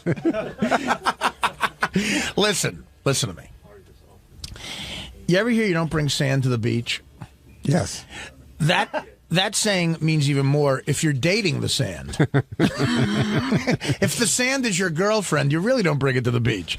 No, it's a guy's weekend. I explained it to her. She's lovely, and she's a classy person. And it's a guy's weekend in Vegas. I'm sure Ronnie, you still have your girl? Yeah. No, Ronnie's girl gets it. She's cool. It's a guy's weekend. We're not going to do anything wrong. Guy stuff like fishing and... No, I'm going to gamble. I told her. These are my two vices. I can't drink or do any blow or heroin. I'm going to have a cigarette in a private room, and I'm going to play craps and poker and blackjack all night. And that's going to be my vice. You're going to come to my strip club appearance? I'm going to come to that, but I'll just have a cigarette and stay in the corner with the King James version of the Bible. I'm not going to do anything wrong, and she knows that. I'm just going to have a fun guy's weekend. Ronnie, you gonna hang with JD at all? No. Yeah. Well, I'm hoping to hang with Artie, but he always says he's gonna hang. But I don't, Dude, he never shows up. Dude, that's because I was on heroin before. People don't show up. Listen, I came in here to ruin the show? Yeah, I came in here. I'm going to ruin the show right now because Scott the engineer wants you to... I'll pay for it. Pay for him. He's got it. I want Scott the engineer out there. I want him to have a good time in life. I will pay for it. Tell him to book a ticket, get the cheapest coach flight he can find going through Nebraska and London. No, seriously, I want him to book a ticket and give me the receipt. He's coming. You're all fucking coming. Oh, this is jeez. John Gotti talking. Every mother, not the guys who already have a ticket. I'm not repaying for you jerk-offs. McClure, Benji, Scott the engineer, every one of you fucks is coming to the Artie party in Vegas this weekend, baby. Hold on, Artie. I smell something here. John, could you go to line 11? Ralph Sorella, you're on the wrap-up show. I said, guys. Listen, I'm not trying to get a Artie freebie because Here comes Scott. Because he just said he said buy a coach ticket. And I don't fly coach. Hey, but, Ralph, listen. Hey, Ralph, but you buy Coach bags. Ralph, listen. The $300 I owe you, I'll get you a ticket to Vegas. We'll call it even. How's that sound? That's okay. I appreciate the offer. I know it's genuine, but it is. I want you out there. Ralph knows how to pick up chicks, man. I have to work Friday. You have a job? I do.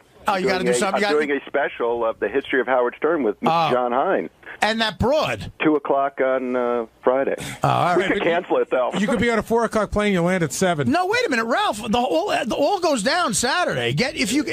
With the time change, you could make it. Get on a 7 a.m. flight Saturday. You could be in Vegas by 11 a.m. He's done it 2 o'clock here. Offer. I tried to get in on it like weeks ago when you first announced it, and I said to Doug, hey, Doug, Howard has me in judging things all the time. How about you have, Howard TV has me there to do that. Ralph would be great for that. Yeah, Doug didn't see the value in it, but he figured he needed to be there. But listen, I'm serious. Ralph, if you got to work for Howard, that's one thing. But Scott, McClure, and Benji, I'm telling you right now, you got to get your own tickets. Take care of yourself. Get nonstop coach tickets back and forth. And you give me the receipts, and you will get the money. Scott, are you going to go? It's an Artie party. Are you going to go? What about a room for him? Yeah, what about the room? Not that much of a party. He's crashing with Ronnie. Listen, hold on, guys. We'll get your rooms. We'll get everything. I'm bringing 4,000 gambling degenerates to the joint that night. The money they're going to make's insane. Everything's going to be free. Private plane. Yeah, private I'm plane. not Howard. As soon as Scott calls home and asks permission, he's going. No, fuck that. I'm going home. I'll give your wife $10,000 to give you permission. We're going. Everybody heard that, right? Nothing makes a party like Scott Salem. Yeah, exactly, Ralph. Right. And stay away from me when I'm gambling. The life of the party. So you going to go? I would love to. You're going. I thank you for the offer. I have to talk to my partner. I mean, you're a fag now? Wait a minute now. He's been bitching about this for weeks. I should be going too. Doug should get me on this trip. That's right. Now get out of here. Now Artie's willing to pay for it. Now he's bitching. Hold on. I'll pay for it. Now get out of here before Opie and Anthony walk in. Hold on. Scott, why do you think that you should? Why were you saying that you should be on this trip before Artie offered? What's the reason? I didn't say I should be on the trip. What? What did he say, Ronnie? Doug. Ronnie, what did he say? You're here. Come on. Yeah. Come on, jerk off. Whatever. Scott wanted in from day one, but under what's the premise? Just because it's time to. You mean as a judge, or he wants to just go to Vegas. He didn't say he needed to be there because of some audio. No, if there's an audio mix, but that's being done by the house by the hardware. Yeah, that'll be good. Scott's a great engineer. I want him there. Yeah. And fuck working. You're there for free on me. Scott wanted to go there and ruin the audio. Get advice from Hitler. Okay, Doug. I'll be there. Doug, how did he'll be there. Get permission from your wife, Mussolini. Doug, you getting flights over? Doug, how did Scott approach you? Did he casually hint, or did he say, "Hey, motherfucker"? It was as subtle as, "I heard you're going to Vegas. Can I go?" Right. I said, "Do you need anybody to work?" I didn't say it's an Artie party at the Hard Rock. Every one of you is just coming. Gary, I swear, I want you to come. Get that thing out of your cock and come. That thing's out. I got my kid's birthday party on Friday. Make the stuff come out of your cock that should.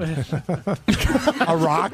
Doug, semen? Doug, did anybody... Semen, yeah, that's what I'm talking about. JD, is there a chance that you could come back on Monday having not gotten laid? Oh, there's always a chance of that, sure. And if you don't get laid, lie about it. Okay. John Hein, you're coming. The wife and kids, kids will be fine with the out. You got $20 million for that website. Give them half of it right now, and just fucking come to Vegas. I appreciate the invite, Ralphie. So, what are you going to do? You leave it? You're not going to be doing the show with me on Friday and heading out to Vegas, or what? No, I am the consummate professional. I'll be working on Friday. Yeah, but Friday, what time you done?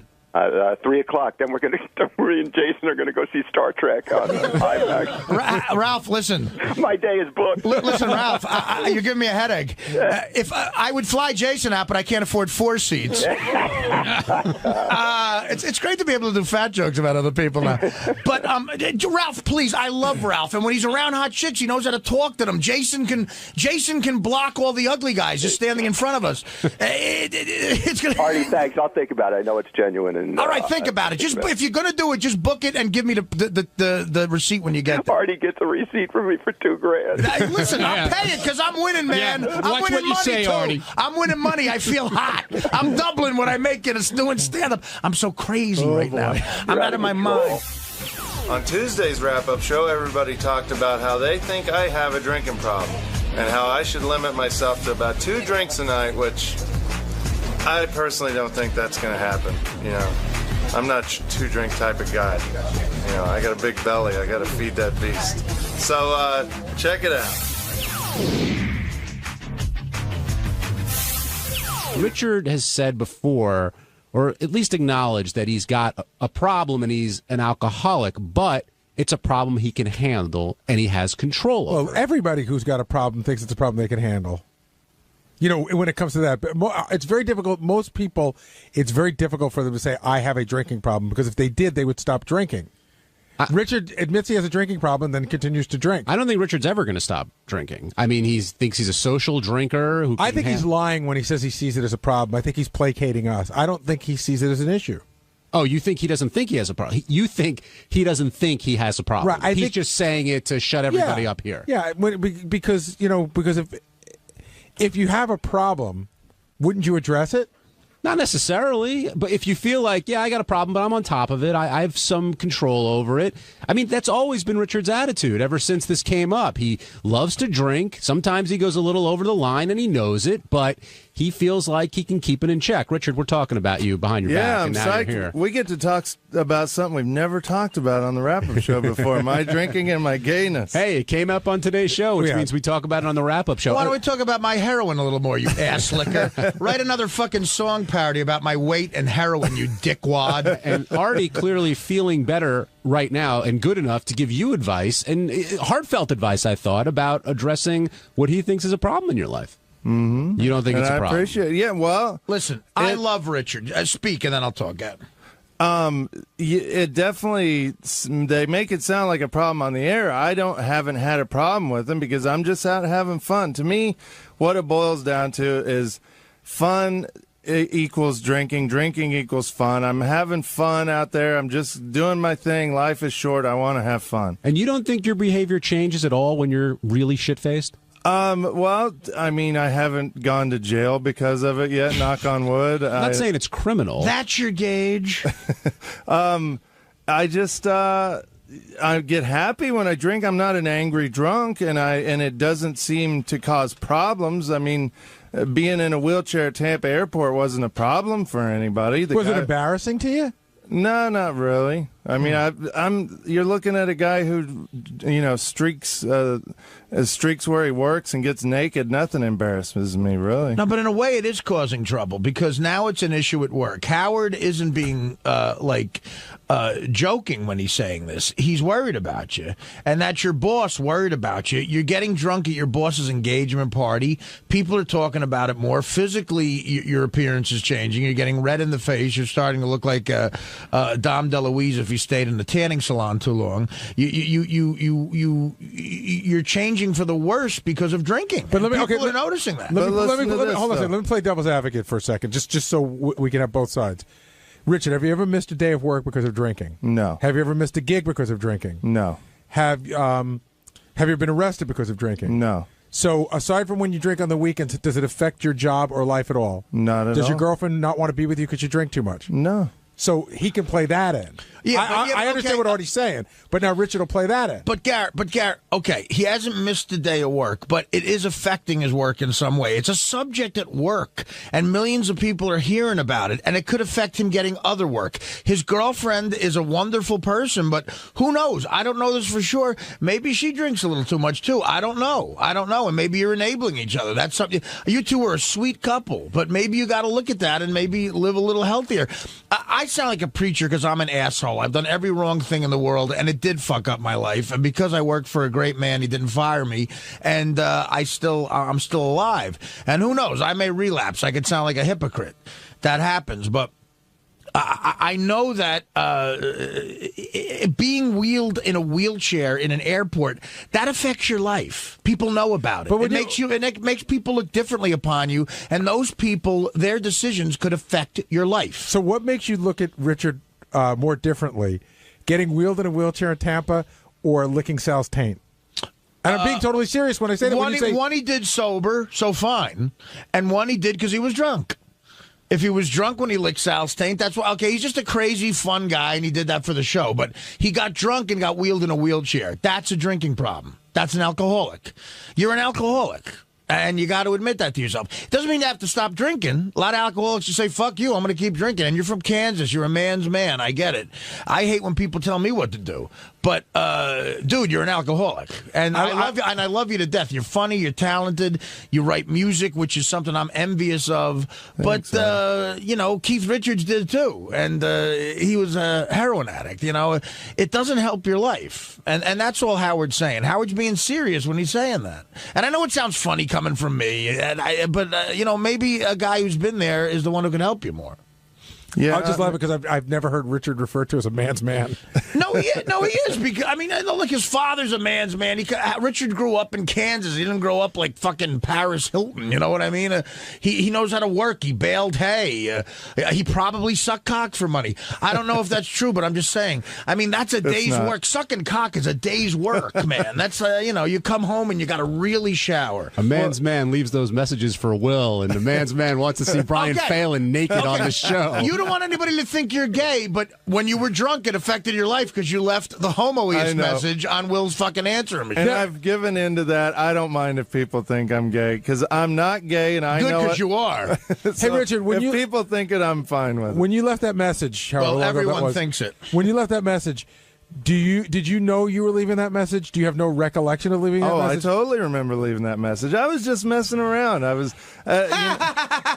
I call, you know, drunk people call, they drunk dial and call people and have a little fun. And say, hey, dude, let's go to the game tomorrow. Let's gamble. Not, hey, I want to suck your cock and your ass is hot, Will. Well, in all fairness to Richard, even when he's not drinking, he thinks the gay stuff is funny, which was proven today when he said, I have a great idea for the show. Let's get Brian Phelan. Yeah, that came out of left field. By the way, let's get Phelan in here naked. And you're a bear. You used the word that gay guys use seriously. You said he's a bear. He is. Well, I don't even know what to say right now. I lost you on. I thought he was doing a comedy bit. I lost you on. But look at him. He's so cuddly. He is. I mean, I'll walk by Brian in the hall and I'll just give him a big hug. And not as a gay thing. It feels good. It's like you're hugging a big beanbag or something. There's just something that feels good about wrapping your arms around something that's big and soft and cuddly. And rubbing your soft on against his leg. Well, and I got news for you, dude. When people say when they hug me, it feels the same way. And if you hug me in the hall, I'm dropping you. I'm not. I know better. Already. Okay, good. Well, Howard gave Richard some advice at the end of the time you were in there, and hit it, Teddy. I want to know if you're going to take this to heart. You worry about you with the champagne and all the alcohol. Limit yourself to 2 glasses. Oh, forget it, Howard. That's Robin. No fun. That's ridiculous. This is what's going to prove to him he's an alcoholic. You're not allowed to have more than 2 drinks a day. On a given day. And you can't wait. On Saturday, he can save them all up. And that's what I was going to say. If I don't drink during the week. No more than 2 drinks a day. 2 drinks a day? That's tough. And you can't save them up. You can't wait till Sunday and have 14. Yeah, because if I don't drink during the week, I get 10 drinks on Saturday. Why is that so tough? I mean, you're a fun-loving guy. You need to drink to have a good time? It definitely helps. Like, try going to a bar and not drinking. It's just boring. I do every weekend when I do stand-up. And you know what? I commend you for it. It's hard. It takes willpower. It takes willpower. But I think he's saying you have to do that because it's all or nothing. And Richard's saying in his mind, I've got it under control, but does he? Under control? No, he doesn't. He doesn't have it under control. Well, that's where you're fooling yourself. I know. Okay. And look, 2 drinks a day and 3 cocks. Can you do that? Hey, what's up? This is Will, and on Wednesday's wrap-up show, we talked about how everyone in the studio took off their shirt to show off their amazing bodies. A couple people called me in, but I wasn't going in there. I couldn't compete with, Jason, Benji, and Artie for best bod, so I'm out. There was a moment when everyone's shirt was off in the studio. How did that happen, and what was going on there? Almost everyone's shirt. What happened was if you were in the studio, you got caught up in that. Well, first of all, that caller called. What's the guy's name, Will? Johnny Boy. John Boy. Is John Boy gay? Or was he just being goofy? Which was all weird. He wasn't even being goofy, though. I didn't understand what he his was almost angle acting was. gay today, but I mean, he got something going. So I know he wanted to see Howard, and then everybody started taking their shirts off. Then they called in Richard, and Richard will do anything. And then Sal came in, and then Artie did it, which, listen, he did it when he was a lot heavier, so I could understand that. But they kept calling for Will, and Will was pretending like he didn't hear. They kept calling for me. I was pretending like they didn't hear. And then at one point, they even called. I threw Tim under the bus to try to get out from under it because I just didn't want to deal with it. But Jason took his shirt off, and Benji, of course, too. But Benji's part nudist.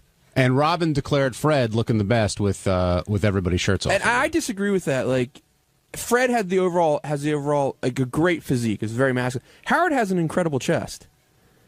If you look at it. So your vote would have been for Howard. If you listen individually on the chest alone, his chest beat anyone in there. Overall physique and shape, it's Fred. Yeah, Fred has a great masculine shape. Didn't look that hard. And Gary, was there any way you were going to go in? I mean, I don't need to be in there. I don't need affirmation that I'm fucking fat. You know what I mean? Like, I don't need to see it. You thought that's what was going to happen? Oh, and I, for one, am one of those people. I haven't worked out in so long. Like, I'm one of those ones when I take my shirt off. It's not like, oh, Gary doesn't look. Gary looks fatter than he is. I'm as fat as I look. Well, didn't Howard say that whoever wasn't willing to do it clearly has some kind of problem, or I think hang up? Yes, yeah, I got some sort of hang up. I totally have a hang up. I don't want to look fat. Now, what about you? Often requested, Will Murray. I don't know. I just didn't want to deal with it. Everyone was like taking their shirts off, and I don't need to go in there and be judged by people. It's just whatever. It wasn't like it was gay or whatever. I just didn't want to deal with it. Yeah, but see, I don't understand you. You're like the girl with big tits who won't be in the wet T-shirt contest. You're at least in good shape. Yeah, do you feel you have a good body? I think it's okay. Are you comfortable in your own skin? Yes, I'm comfortable in my own skin, but do you think like people would have said, "Well, wow, it looks great"? I think they'd be like, "Oh, he looks all right." Yeah, whatever. I don't think it look bad or anything. I don't know. I think you get the pictures are all over the internet of you with your shirt off everywhere. Horrible, I don't need that horse shit. We'll just want some thinking about what it could look like versus actually seeing. Exactly. I'm sure in their imagination it's much better. Keep the mystery alive. It certainly is in Richards. Okay, who looked the worst in there? Well, Jason. I mean, always. Well, see, again, Artie looked so much better than he did 6 months ago that you can't say Artie looked bad. And quite honestly, Jason's got 40 pounds on Artie now, maybe 50. And, and then the hair thing is it's a riot. That's what's great about being horribly, horribly obese. As soon as you lose like 20 pounds, you're still obese, but people are like, wow, you're really getting better there. Like, Benji, what are you weighing in at, say, today, around? 208. Really? Naked in the morning. Yeah, I did it And in the what morning. were you 6 months ago? About, I don't know exactly, about 40 pounds more. All right, so that's good. Have you ever cracked 200? Yeah, definitely. Fourth one of our grade. weight loss contests. The lowest I was in a weight loss contest was about 195. Not this current one, but the one we did before.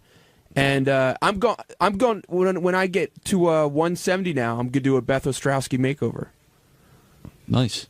Congratulations. We only have a year and a half left. If she's into it, if she's up. Will, you agree? You think Jason was the? I mean, there one was a not to couple look at? big boys in there with their issues. Like Benji kind of had some like side titty going on. You guys always said I'm trying to Artie make my has lats like just horrific stretch marks the entire way around his stomach, and Jason's just an overall mess. Well, so. what's with the rash on Richard that everyone was talking about? Like he had he had like chigger bites on his titties. I mean, he doesn't shower for weeks. Is it really? Is that much really of a true? surprise? I mean, is that really, really true? Does he really not shower for more than a week at a time? Yeah, I would say a week stretch would be not out of the question. That would explain, your body just gets oily and gross and everything. It's sweaty. I thought Jason is so odd looking, it doesn't look gross. It looks almost like some sort of animal It's or something. fascinating. It is. It looks like one of those like a Coney Island sideshow, it's a Weevil Boy or something like that. You mean he's deformed in some No, he way? looks like he's part animal, like when he takes his shirt off. He really is very hairy. I mean, he's very uptight about it, and he's joked about it, how the Korean woman wanted to charge him double, but he really is a very hairy dude. Well, if he's uptight about it, why is he taking off his shirt when he's in there? Because he'll do anything for Howard. Howard ordered he really him will. to. He loves Howard. He's very parish. I think that's what his issue is. It's not like a big guy that's like a fat guy. Sometimes they have a bigger upper body. He's kind of like a little slender up top, and then it gets bigger as you get down in the gut area. Again, not to get too gay, but even like with Artie, Artie does have the stretch marks and stuff, but you could see Artie's got the physique of a guy who was in shape who got out of shape, as opposed to a guy who was never in shape. Right. Jason's like a giant. I don't know what they're called, like those things, but he's even more expanded, like a triangle. Those things you punch, but they keep bouncing back up. Thursday's wrap-up show was all about a legendary record holder who's taken 2,700 loads to her face. Yes, I'm talking about Sabrina Deep, the Bukkake Queen, and we're all fascinated by why she's doing it, her husband Fabio who showed up, and God knows we love to talk about stuff like that. And here's how the discussion went. The big guest today was the Bukkake Queen and her husband Fabio. And Gary, you never know what you're going to get when the Bukkake Queen shows up. Yeah, I looked at the website yesterday. She looked okay. I was looking at the notes. I was like, 2,700 loads on the face, the whole deal. But, you never know what somebody's personality is going to be. That's where we trust Will. Will said she'd be pretty good. So she came on and she was willing to talk about everything. But she started to talk about her husband, Fabio, and the weird rules that they have. And Ronnie walks over to me. He goes, Fabio's in the green room. So I said, Will, put up a note. Fabio's here. And Howard brings him in, and he was exactly what you expect Fabio to be. How would you describe Fabio? Italian-looking, middle 30s, sort of shell-shocked looking. And he was wearing a weird thing. He had a T-shirt tied around the front of his pants that looked like he was wearing a skirt, but it was just a T-shirt. But mild-mannered, quiet, that sort of thing. Not who I expected to be the husband of a porn star. Right. Did you have any indication that he enjoyed pissing on his wife? Well, the indication was that he's married to her. You figure, I'm only guessing, but if she does that in her porn life, I think that some of that spills over to real life. Even though porn stars say it doesn't, I think it starts to get blurry.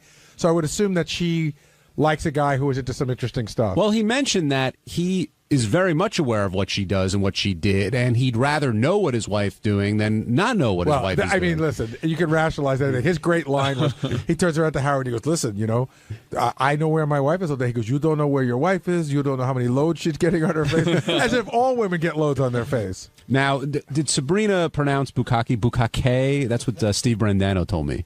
Is that the correct pronunciation? I heard a traditional pronunciation. I heard her favorite baseball player is Carlos Beltran. And is 2,700 loads to the face, is that a record as far as you know, Will? Oh, definitely. 2,700 different men. I think JD is like 2,500, so he's just under. And where do you think the office is that keeps those records? Yeah, right. There was an actual guy. Remember, we had it was like sexualworldrecords.com, I think, is a website, and he would come bring all these girls in that were trying to break these most heinous records. Now, do you think she enjoys it at this point, or is it just I couldn't come going up to with work? I think she believes she enjoys it. Yeah, I couldn't come up with a better explanation of why. I mean, she didn't seem that damaged. Obviously, there's something going on there, but it wasn't like she was like horribly molested as a kid or she was a prostitute for a while. It just seemed like she liked the attention that she gets from it. Now, did you guys know that Bukkake was a form of Japanese punishment, as she described? I knew it was Japanese, because that's where we first found out about it. We used to get, in the late 80s and early 90s, we used to get these bizarre Japanese porn movies that we were fascinated with. Like, one of them was one of our favorite ones. It wasn't like we liked the actual act itself, but it was funny watching this woman's walking on the beach, and suddenly, like 50 Japanese guys, surround her. And then all of a sudden, like 10 Japanese guys are carrying a giant toilet, almost like a throne, and they bring it onto the beach, and then they sit down and they all yell at her to shit into the toilet. So we've always been interested in what goes. We know that like Japan has wacky shit going on. They're a very repressed society, those Japanese. Now, Sabrina was literally up for anything, and Teddy, hit number one. At one point, Howard asked, "Is there anything that you wouldn't do?" What won't you do? If you allow, what won't I do? Okay. Yeah. I think you're pretty much into. Let's start with what you won't let anybody kill her yet. Would you ever put your own fist up your own? Would you ever put your own fist up your own backside? I've done that. You have done that. Yeah, I just started doing that. Actually, I was really surprised that it went up. You pushed your whole fist. How did you do that? You're an amazing girl. So clearly, and she later described how it compared to other things being in her ass, but to stick your fist up your own ass, that's a talent. Well, Will had mentioned that he found out in the pre-interview that she could stick her fist up her backside and in her private parts, like one fist in one place, one fist in the other place. I actually wanted to see that. Call me kooky. It didn't turn me on, but that's almost like going to the circus. Like, they tell you the man with two heads, and you go, that's not possible. They pull the curtain. Like, I wanted to see it that way. What did you think of Sabrina, I guess, in Fabio's rules, where they drew the line? No kissing? It is interesting that that there's. You think that in this world there's no rules, and then you find out they have rules. I like the finger rule, not because of what it meant, but just because of the hygiene aspect of it. Meaning, there's rules. There's a rule for the rule. There's no fingering, but if you do follow the rule of cutting your nails correctly and hygienically washing them, then a finger's okay. Now, you guys book a ton of guests for this show. Did you think they had any chance of getting on Ellen or Regis on this trip in this time? They barely had a chance of getting on here. You got to love how naive they were about that. Well, see, that's what I loved about her as a guest. She totally knew that she'd never get on those shows, but she found it sweet that Fabio wanted her to get on those shows and was going to make those calls. Did they say that they actually made a call? Did Fabio make the call? Email. Yeah. They sent emails, right? Yep. They probably thought, like, Regis people probably thought it was like one of those disgusting spams. They're probably having their computer scrubbed right now. Will, did you know about the UFO sighting? Yes, she went into great detail about how she saw this UFO and it actually chased her down the country road for a while, and she had a whole thing. I mean, she seemed to know how bizarre it sounded, but she definitely believed it. That was another great moment. Howard goes, well, where'd you see this UFO? And she goes, well, it was a rural road in Canada. And I'm going, of course it was. Now let's talk about that Sibian ride. What were you wearing 2 masks for that? Well, as I'm running in the door, Will goes, put your mask on. She's a squirter. So just trying to warn him. Which I thought was really nice of you, Will. Of course. So I went for the mask that gave me the best coverage. And then she said, she even sort of referenced it. It was a lot of talking going on at once, and the microphones weren't all where they were supposed to be. But she did say, do you have the mask on because I am a squirter? And I don't know if that got on mic or not. So luckily she didn't do that. But yeah, I'm always aware of that now. Fool me once. And what'd you think of the ride? I thought the ride was one of the most amusing rides I've ever seen. I mean, I don't know how real it was. Again, not to get so graphic, but sometimes these women sit on the Sibian and sometimes they ride the Sibian. She was riding the Sibian. She was like really like rubbing up against it, moving back and forth. But from an audible point of view, it was one of the funniest things I've ever heard in my fucking life. And at the end, why did Fabio tell Howard to back off? What happened during that? I didn't see. We were trying to figure it out. I mean, his mood definitely changed after the Sibian ride. He got more defensive and was like, all right, stay away from my girl type attitude. Yeah, I almost felt like it was my fault, like she busted a nut while I was turning the knob, but I didn't have anything to do with it. I mean, to be quite honest with you, I turned it up full tilt about 20 seconds in, just sort of put it down. You just floored it? I floored it, exactly. I was doing donuts in the parking lot. And it didn't break any of the rules. I mean, they were clear about the rules early on. So, yeah. But I wonder if he's ever seen, like, say she really did, like, I don't know, what do you call it, bust a nut, blow it, whatever. Say she came. I wonder if he's ever been that close and seen it, even though it's not under the guy. It must be weird to see it when he's not in charge of it in front of a room full of guys. I guess so. He was upset. Chris in New York, you're on the wrap-up show. Hey, what's going on, guys? How are you? Good, Chris. How you doing? You know what you were just talking about? It's funny because that's what I was thinking. He put up his hand at Howard because maybe he's feeling a little jealous of the Sibian. I mean, maybe that was authentic, that she was really getting off on it. I mean, I think it was definitely one of the better sounding Sibian rides that you guys have had on the show. You should have seen it. Looked like an exorcism. Right, it was pretty wild. The one thing I'll have to say, like Will and I have a lot of indicators, which I didn't see on her, which is the shaky arms and the quivering lip and stuff like that. But when she stood up, she was wobbly, and she was teary eyed too. Like she had been crying, I think, a little bit. The Sibian fucked her so hard she cried. Yeah.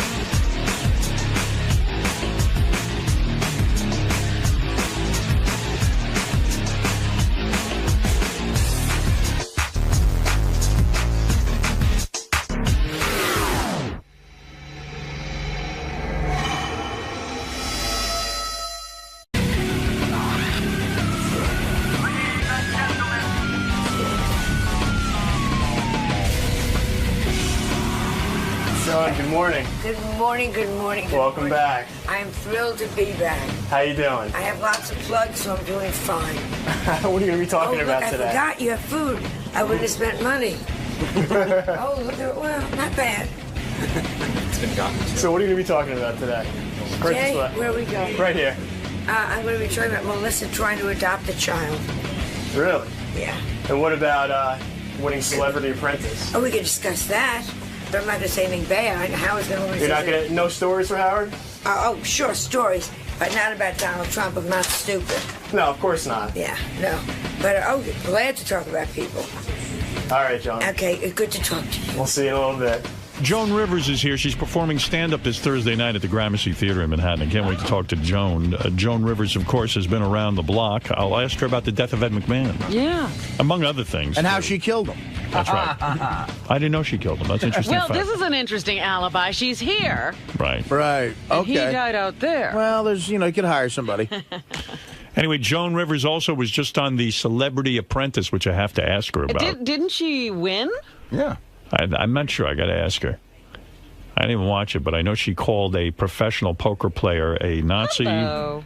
And worse than... Oh, what are you eating? Boy, you almost fell over. Oh, man. Beware of Jews bearing gifts. What do you got, a baby? You're carrying a baby? Did you have a baby? Yes, It looks like you're holding a baby. I had a baby. It's so wonderful. I'm so proud. What do you think of these women who are of advanced age and they go to these 60 doctors, years 60 old. years old, and they have babies? It's crazy, right? That's advanced to you. To me, that's a kid. Right, you wish. What are you holding there? Because it's making a lot of noise. I know. Joe. I'll get rid of it. I hate when people, you're going to Howard Stern. Give him a gift. Who said that? Somebody give, but it's from God's Love We Deliver, so, which is my charity. I give to them. He can afford food, John. Yeah. I know, Don't but- bring me food. In fact, I contribute to God's love we deliver. That's why, I think it's an apron or something. Can I tell you something? I always go crazy if they send out a letter to me or send a gift. Give it to the people who need it. Thank you. I used to be head of cystic fibrosis, and they would send me 69 roses, and I'd say, you know what that costs? You're right. Send it, keep it for the Can I tell you what I thought that was going to be when you were carrying it? I Yeah. thought it was Ed McMahon's head. Was he dead? He died, Ed McMahon. He died this Yes. morning. Did he leave me anything? I don't think he left himself I don't think anything. they cracked open the will just yet. He left you the Tonight Show. They need you back. How do you feel? God bless you, my darling. How do you feel about the death of Ed McMahon? I want you to think Truly? about this. Yeah, truly. Truly, he was the only one when Johnny Carson was a shit Right. and wasn't talking to me and putting out all these lies that he came over to me once in the Beverly Hills Hotel and said hello. He was a lovely man. I was reminding people of your Lovely history man. with the Tonight Show because a lot of people don't understand who you really are. Yeah, well. You were the greatest. You filled in. Let's remind people why you are the greatest. You used to go on the. No, listen to me. What do you mean? Why are you waving me You know off? this is all cares? written and you planned for him to say this. You love when I say this. No, this is. I'm trying to refresh your own memory. I know you're a little oivaboodle. Well, this age. Listen to me. Listen to me. You're Goya Shakub. You understand oivaboodle? Yes. Right. Okay. So listen to me. Now you're sharp as a tack, but listen to me. The reason I'm bringing up this old history. You were a guest on the Tonight Show. You were so good. Johnny put you on as a guest host. Right. When you started to guest host, your ratings were higher than Johnny's. Right. And so they said to you, you're now the permanent guest host. You would have replaced Johnny Carson, but you moved to Fox. Because they had a letter out saying, here are the 10 people that can replace Johnny. And it was all men. I wasn't on it. And a friend of mine slipped it to me from NBC. So I left to go to Fox. So you're saying after all that went down and Johnny badmouthed you Yeah. and everyone was mean to you, Yeah.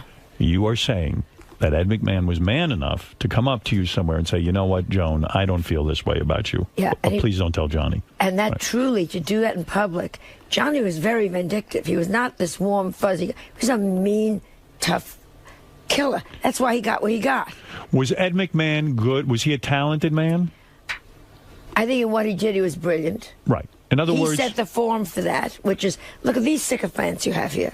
You know what I mean? These guys, they know how to kiss your Don't ass. talk to Howard that way. but you, in other words, How what you're dare saying you. is like Stuttering John, who used to work here, has now become the announcer on the Tonight Show. He had aspirations to be the Ed McMahon. You're saying it might not be as easy as it looks. Oh, it's not. You know, you got to know when to laugh, when to shut up, when to move over, when not to talk. Oh, it's not. Yeah, and you got to always be second fiddle and know your second fiddle. Right, and be satisfied with that. Shouldn't Ed have spoken out about you publicly rather than do it in a supermarket? He couldn't. He would have lost his job. He would have lost his job. Do you believe that Ed was worth $80 million?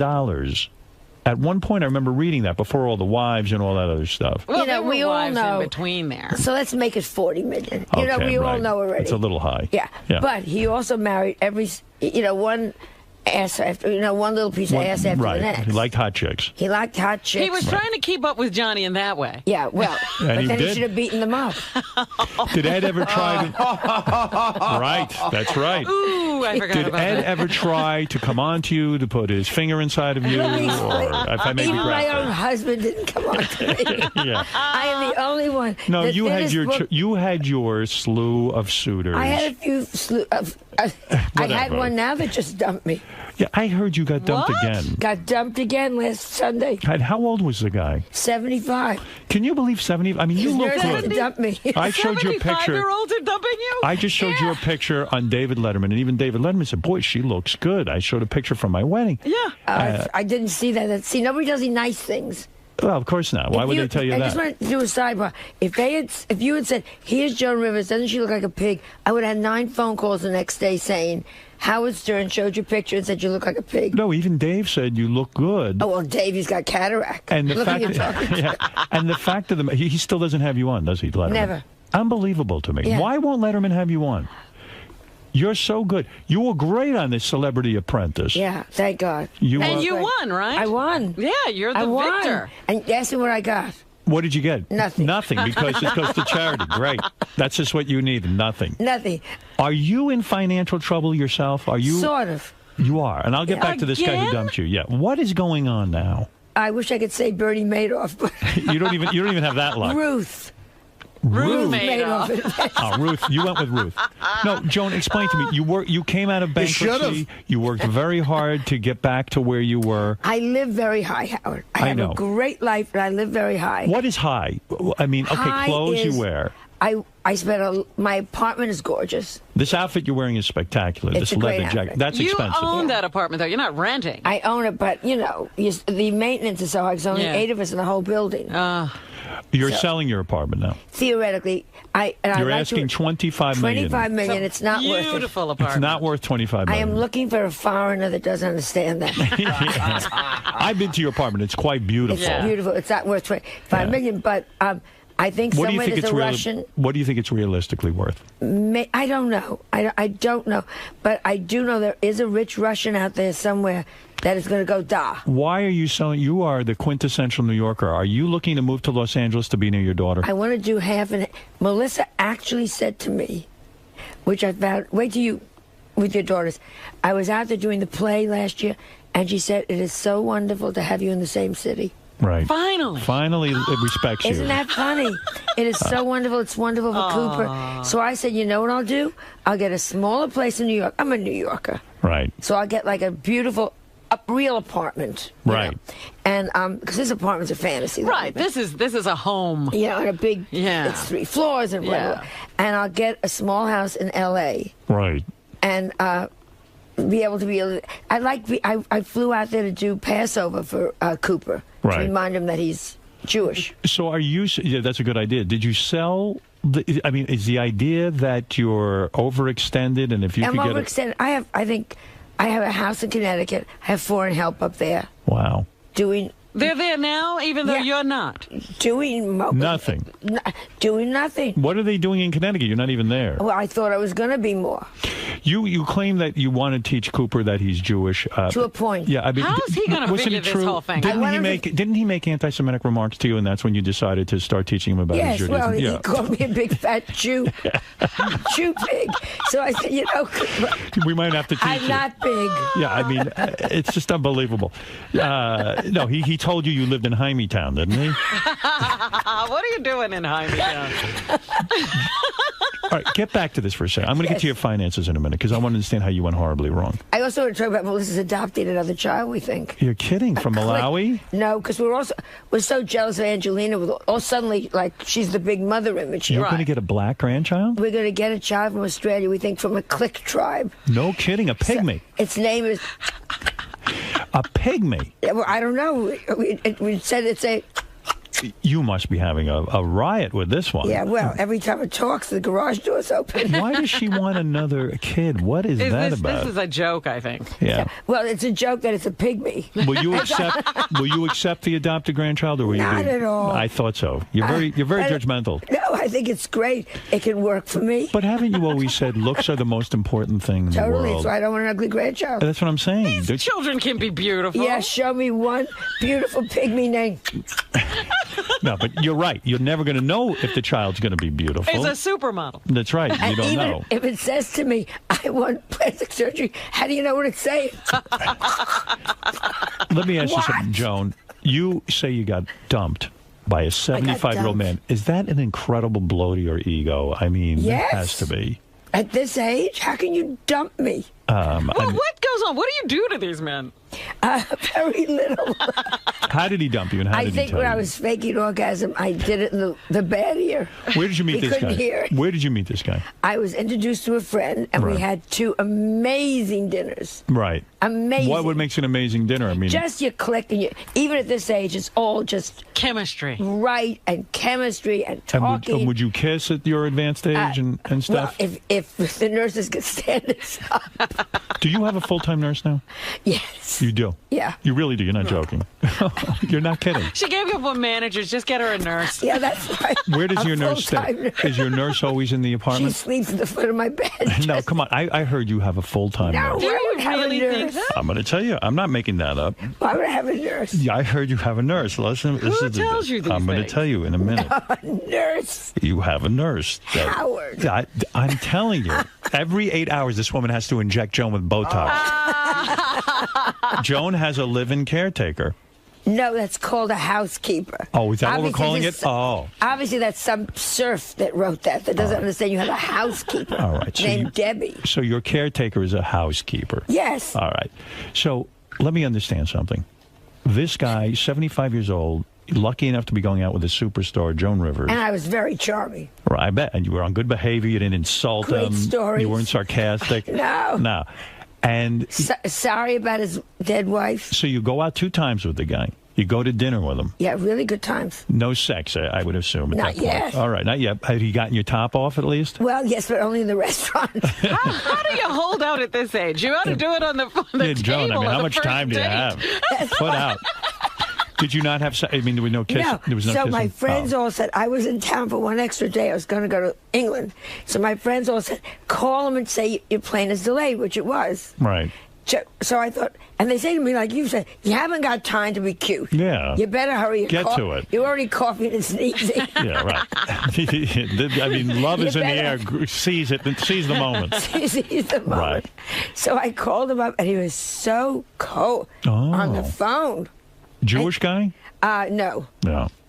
Well, you could never have gotten married. No, anyway. we couldn't have gotten married. What? And did you say to him, why are you so cold? No, I was so taken back that I got off the phone very quickly. And then you want to say, how dare you? All I was calling it was say, my plane's late. Do you want to have a cup of coffee? And he was like, no. No, why are you calling? I said, well, I'll see you when you come back to New York. Well, I don't know when I'm coming back to New York. I said, then you start to. I didn't say, when are you coming back to New York? I said, wow. I'll see you when you come back here. Well, I don't know when I'm coming. Oh, shut up. He turned into a giant asshole. Very You think sad. another chick was with him? Do you think that's what was going on? Somebody said another chick. Yeah. Another hot chick? An old hen. Another old hen? You think some old bag was with him? Some old bag was clucking around. What do you there. think you did wrong? Do you ever self-analyze? Do you ever get critical of yourself and say, I think I do everything wrong. I mean, you look glamorous as ever. Yeah, but then I open your mouth. I always go for the joke. I know. You don't know how to Can be you demure. ever just be... Can't be a lady. What is your problem? I don't know. Why can't you just lay off the fucking material for a few minutes? Because and I sit there like a lady. I see life funny. I know. I went to see Peter Pan with Prince Charles last week. Wow. And when they said, and he's so elegant and darling, and he's there because they're giving money to his foundation, and he's in the royal box, and I'm there with him. Right, it's a big deal. Okay. So when they say, do you believe in fairies? So I leaned over and said, you want it alphabetically? And he can't laugh, you know. And let me role play a date. Pretend I'm one of these old geezers. Hello. Yeah. Is that the voice you put on? Let me hear your voice. Let me hear your sexy voice. Hello. Can I help you sprinkle your wife? I don't know. So tell me. Are you lonely? Are you only when I'm having an MRI? See, that's the trouble. But I like that. I like a woman with a sense of humor. You run Celebrity Apprentice, and this, I never heard of half of these celebrities on Celebrity Apprentice. I mean, you're a legitimate, bona fide celebrity. Well, I was even surprised you agreed to do it. I wanted to see. You wanted the truth? I mean, you're a big deal. I wanted to. Two reasons. One, Melissa did it with me, so she got to live with me for 5 weeks, which was great. All right, you love that. Love that. So to get Melissa to live with you, you have to be on TV. Be on TV, that's right. So we got to be in the kitchen late at night together. That was great. And the other thing, truly, I love challenges.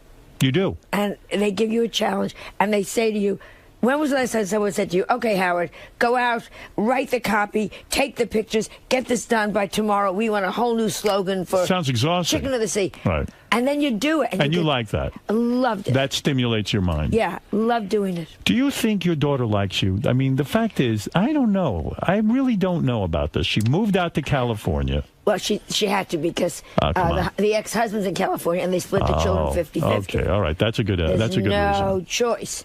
All right, so you get on there, you like a challenge on Celebrity Apprentice, you get on, and you mixed it up with this professional poker player. And you even, Annie Douche. Who is she to make fun of you? I mean, I never even heard of her. I never heard of her. It became good versus evil. It was just don't go there. It's not even funny. You said, I believe a professional poker player is like a dirtbag. I believe a professional poker player is... I understand what they do on the table, and that's great. But when you stand up from the table, you do not be duplicitous and sneaky.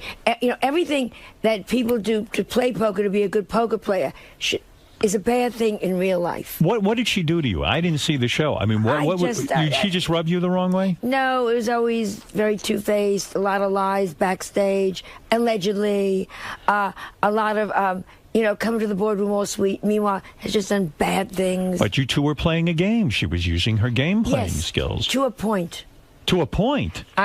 Howard, then I'm not a good game player. Right. I still think if you say I'm not a poker player. Right. But that's it. Right. I just found it, you don't turn people against each other. You don't whisper to Howard. But you found her gross. In other words... I found her just, you couldn't trust her. And she did bad things behind her back, allegedly. It is a strange way to make a living when you think about it. Yeah, but I'm not putting her down. She's a very smart cookie. Right. But would I have her to the dinner table? I don't think so. I see. All right, well, that's it. So you've been dumped by this guy, this 75-year-old guy. Yes. Who fixed you up with this guy? How'd you meet him? A very dear friend who said, I think the two of you get along. We did for 2 meals. And it was so nice to have someone pick up the check. I could tell this one upsets you. Yeah. This was She thought something was going to happen. Yeah. And this was a guy with money, huh? Well, I guess. Yeah. He picked up the check. Oh, that was nice. That was already a start. If I went out with you, I'd expect you to pick up the check. They all do. I know, it's terrible. Venus de Milo pushes it across with her chin. What? Now, you're a good businesswoman. You're just constantly selling everything. Jewelry and schmatas. I mean, you're constantly look busy. where I'm going, which we're going to talk about later. I'll talk about that. But I don't understand what happened to you financially. How much money have you lost in this down economy? I lost a lot in this down economy. Were you mostly invested in the stock market? I lost. We all lost. Who didn't lose? Everybody did. Everybody. Yeah. Oh, forget about it. So I lost a lot. And how much are we talking about? I'm certainly half. Half. I'm not. There's no sad songs for me. Yeah, I know. But do you think that the 75-year-old guy read in the paper that you were down on your luck and that's why he dumped you? That, and I was going through his wallet when he was in the men's room. I mean, half your money is gone. Yeah. It's very upsetting. If you think about it. You're damn right. But you're not downsizing because of money. No, I feel she's selling the apartment because of it. I'm selling the apartment because I truly would like to do half and half, and my accountant says you can't. I see. All right. Well, then I have an accountant that, those kind of, you can't, you're overspending. Why not sell your home in Connecticut? I can't sell Connecticut. It's this beautiful house. Why can't you sell it? You mean nobody's buying second houses? You're kidding me. Nobody. One. You have it on the market and you can't sell it. Have it on the market for a year, not one person has seen it. Wow. Even come to look at it. And it's beautiful. It's fabulous. Well, she always lives in a fabulous place. It's fabulous in a Connecticut way. Aren't there some rich people left in this country? I'm talking to them. Yeah, I ain't buying. I can see the two of you in a little love nest in Connecticut. Please. 84 acres. You ain't the only one who got yourself. killed in the stock market. So Comedy Central is going to roast you. They're roasting Are you going to be able to take that? I mean, it's going to be vicious. Oh, come on. She's very sensitive. But she can give it back. Yeah. I mean, come on. But it's going to be Who's roasting you? Kathy Griffin. So that's going Do to you be like her? I adore her. I like Kathy. Adore her. We're literally good friends. Yeah. We have dinners together. I mean, you do. You we're have girlfriends. Dinner. What's off limits at your roast? Everyone has off limits. What can't they joke about? Yeah. I said off limits. Really nothing. What are they going to do? Plastic surgery jokes, we've heard them. Right. Husband suicide, we've heard it. So they can make fun of Edgar's death? Of course, well, I do. They can make fun of your plastic surgery. Can they make fun of Melissa? Not where she can't answer them back. Is she going to be there? No. She is not. Oh, then we can't make fun of Melissa. Then we can't, if she's not going to be there to answer her back, how the hell are we going to make fun of her? Do you want to come on? No. Robin? Do you want to come on? Hell no.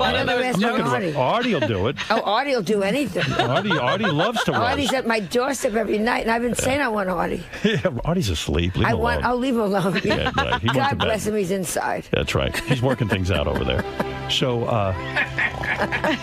anyway, so you will be able to handle it. Now, first of all, you can see Joan performing stand-up this Thursday night at the Gramercy Theater in Manhattan. I did mention that earlier. Yes. Also, for tickets, go to spincyclenyc.com and see Joan host How'd You Get So Rich, premiering August 6th at 9 p.m. on TV That's Land. right. You got a new show coming Now, what is that going to be? That's you're going to interview rich people about how they got rich. It's we've done it already. 6 are in the can, and what I wanted to, I'm so tired of people, I can't get, I'm so sick of this whole group that says they can't do it. So we went out, we found people that got rich in crazy ways that could happen to you. Right. And they live so differently. Each person is so different. How do people get rich? The people. How about the guy that invented the slanket, which is you put your arms through the blanket? Yeah. Is that selling that big? He was high in his college dorm room. Right. And so they cut holes in his blanket. And then his mother sewed sleeves on, And then they gave it to an uncle they didn't like for Christmas. And the uncle called up and said, I need 6 more for friends. Wow. You're kidding. And it's called a slanket. It's called a slanket. Is he a billionaire? He's about $70 million. $70 million. About. And how he lives and what he spent it on. What he spend it on? Different things. Some of them buy islands, some of them buy Maseratis. Maserati Shows you how I'm into cars. Yeah. But it's interesting. I love to hear these success stories. One great guy down in New Orleans that still lives in the house, owns like a job, owns New Orleans. You know what I'm saying? But he still lives in the same house That he and grew doesn't up have a in? maid that he No. grew up with. So everybody's Why is that? so Is good. that a sickness? I think he's just darling. I loved him, Blaine. Loved him. And he owns half of New Orleans, and Yeah. he won't spend a dime on It's himself. not that he won't spend a dime. He's comfortable in his home, and he goes to his neighborhood bar. Then what's the point of having all that money? Give it away. Well, what do you think I was nice to him for? Right. Give it to you. Oh, Blaine, I You could said. use it. So, all right. You got the show. How'd you get so rich? I feel you're on a roll, kind of, career-wise. Yeah, I guess. Comedy Central will roast you. Yes. And you don't On get paid for August that, though, 9th. do you? You get something, I guess. You get a little They always something. say give it to charity. Yeah. Right. And, a lot of people don't know this about Joan, and I've never told this before. Do you know that her father tried to have her committed to Bellevue? Yeah. Because she was going to become a stand-up comedian. Wow. Do you realize when Joan became a stand-up comedian, women did not become stand-up comics. That's right. It didn't happen. When you see girls today like Sarah Silverman, right, and you see them thriving, the girls on Saturday Night Live, Kathy Griffin, do you ever say, those bitches don't even know how hard I have it? You know what I really say? What do I you- can still take you. You feel you can still beat them. You still feel you're better. No question. I'm working better than ever. You're better than Sarah. You know what? You're better I'm than not Sarah? saying I'm better than Sarah. That's what you're saying. You said you could take them. Yeah. In other words, when it came to a comedy fight, you would win. I think I would win. A showdown. And I adore Sarah. I don't mean this against Sarah. I think she's genius. But I'll stand backstage someplace, and the girls will come over and say, "Oh, you're the icon," and you open the door, and you want to go fuck yourself. Right. I can still do it blindfolded. In other words, you That's why I can. did Celebrity Apprentice. Don't talk to me in the past. In other words, you're still as relevant as they are. Don't talk about I'm an icon. I'm doing it in the Sweetheart, trenches. I'm in the gutter with you right now. Are you still writing new material? Constantly. Constantly. Well, what I do? Just wrote 2 days ago. 2 days ago you wrote that. Look, the road for you was never easy. When you were going to quit stand-up comedy, Lenny Bruce himself wrote you a note and told you to stay in stand-up comedy. Yeah. Look how you know these things. Of course You're a I good know it. researcher. He said, "You're right, they're wrong." Sent me a note. What was he like, that Lenny Bruce? So sexy. Did you have sex with him? Sexy. I would have. I'm going to say from now on I did. So sexy, sexier than me, even. Hardly. Well, Howard. Well, not now. You're in the Hall of Fame. But Lenny Bruce was a and sexy man. so sexy. And Was it his mind, or are you just saying his physical no, being? physically he was terrific. A good-looking guy. Great-looking guy. And smart and funny. I mean, he was the whole package. Yeah. Unfortunately, he was so drugged. He was so sick. He would sit backstage, slumped over. Really, because of the heroin. Yeah. And then he would get up and perform. And you'd go, "Oh, yeah. Yeah, that's what I'm thinking. Yes, that's what He was right on. Right on, right on. When he died, were you... I was devastated because I also used to go and see him at the end when he was so enmeshed in all the lawsuits and the legal stuff, and he wasn't even funny at that Yeah. point. But you just went because it was Lenny Because Bruce. something could have happened.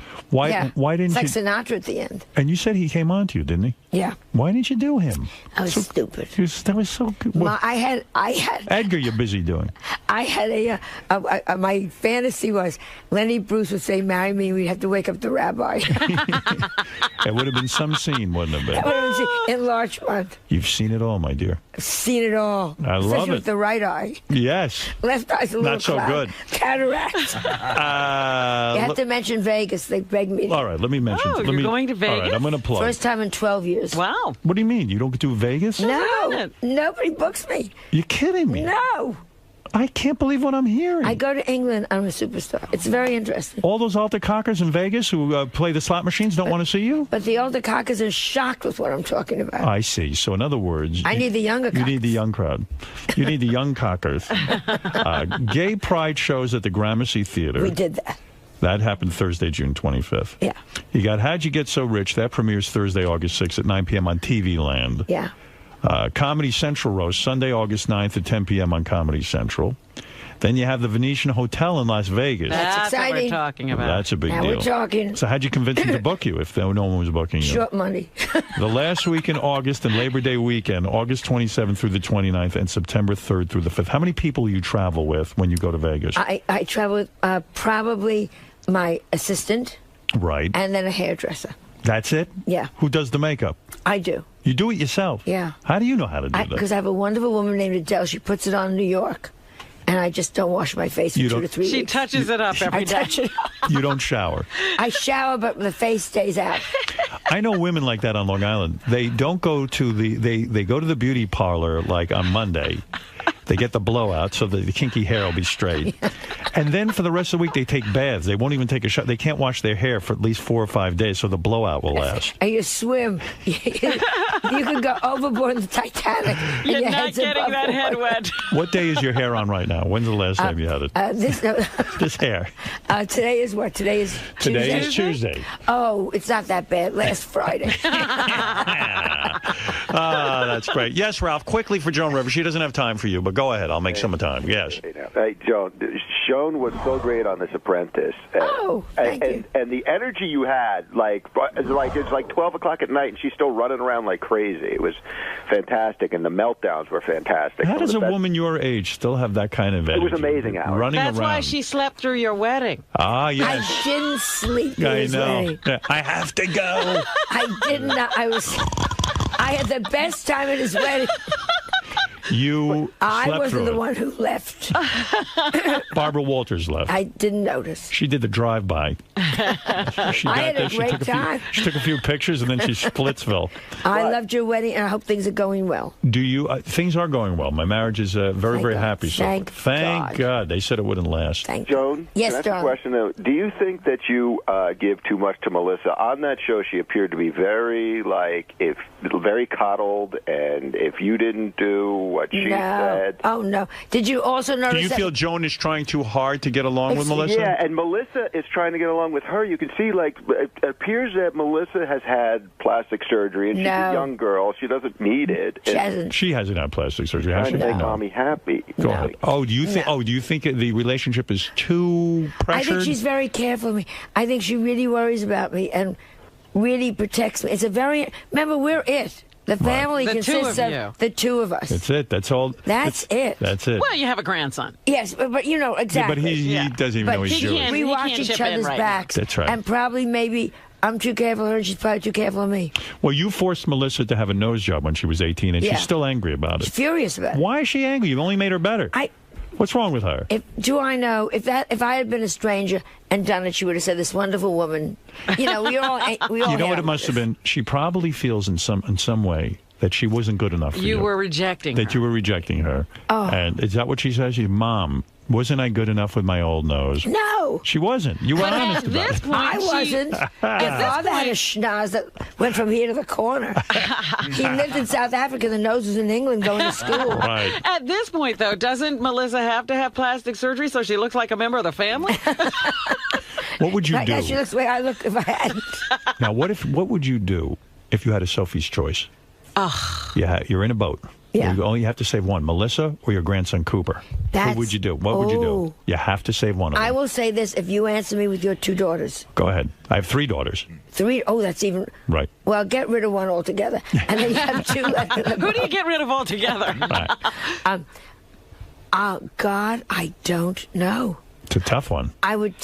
She would make me take Cooper. She would make. But what would you do? She would make me. Choice. But who would you take? Melissa. You would take Melissa.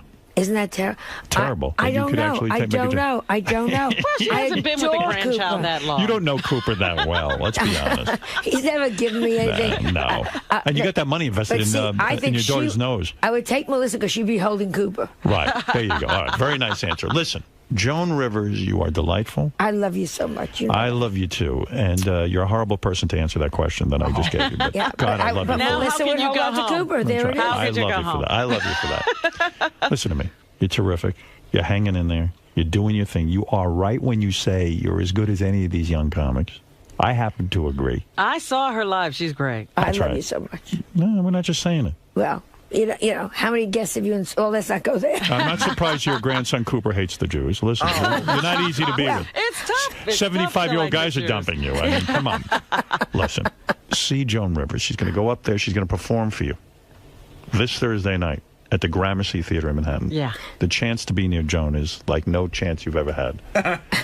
And for tickets, go to spincyclenyc.com and see Joan host How'd You Get So Rich? premiering August 6th at 9 p.m.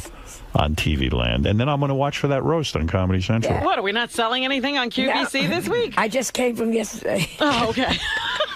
She already cleaned them out. And I had to think.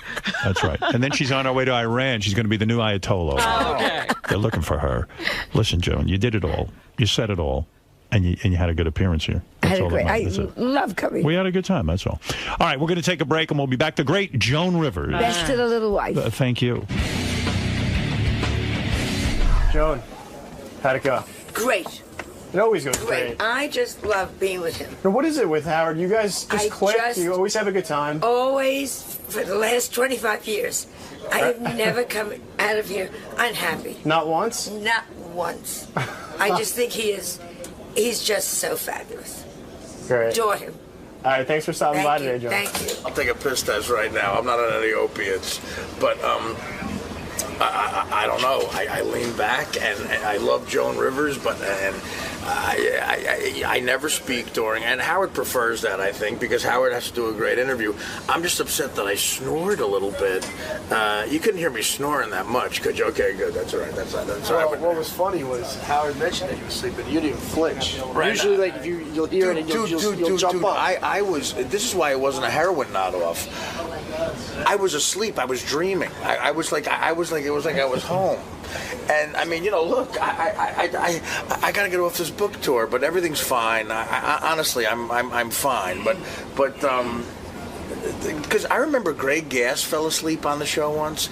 Do you remember that? Before I was full. Yeah, and he was a guest. And I said to myself, that's got to be the worst feeling ever. Like, how embarrassing. Greg Gass fell asleep on the air, and Howard made fun of it. Howard got mad at it, actually. I was thinking about waking you up right now. No, but I'm up now. No. And I said, how embarrassing. And I've done it 80 times. But I'm okay. It was funny, I think.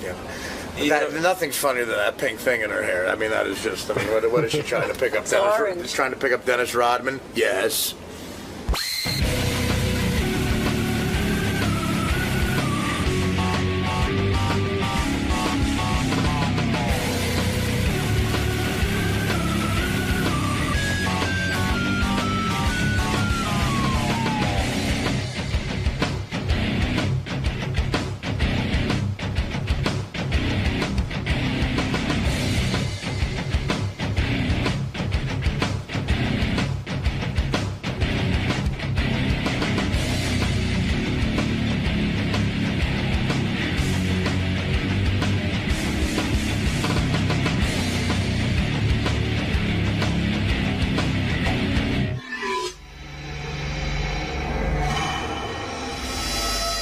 My chest. I've got a lot to say, and I'll get right to it. The first big story of the morning that I must comment on is, okay, they want me to take a couple of phone calls. My producers are, yes, I've turned the show over to my... They're directing.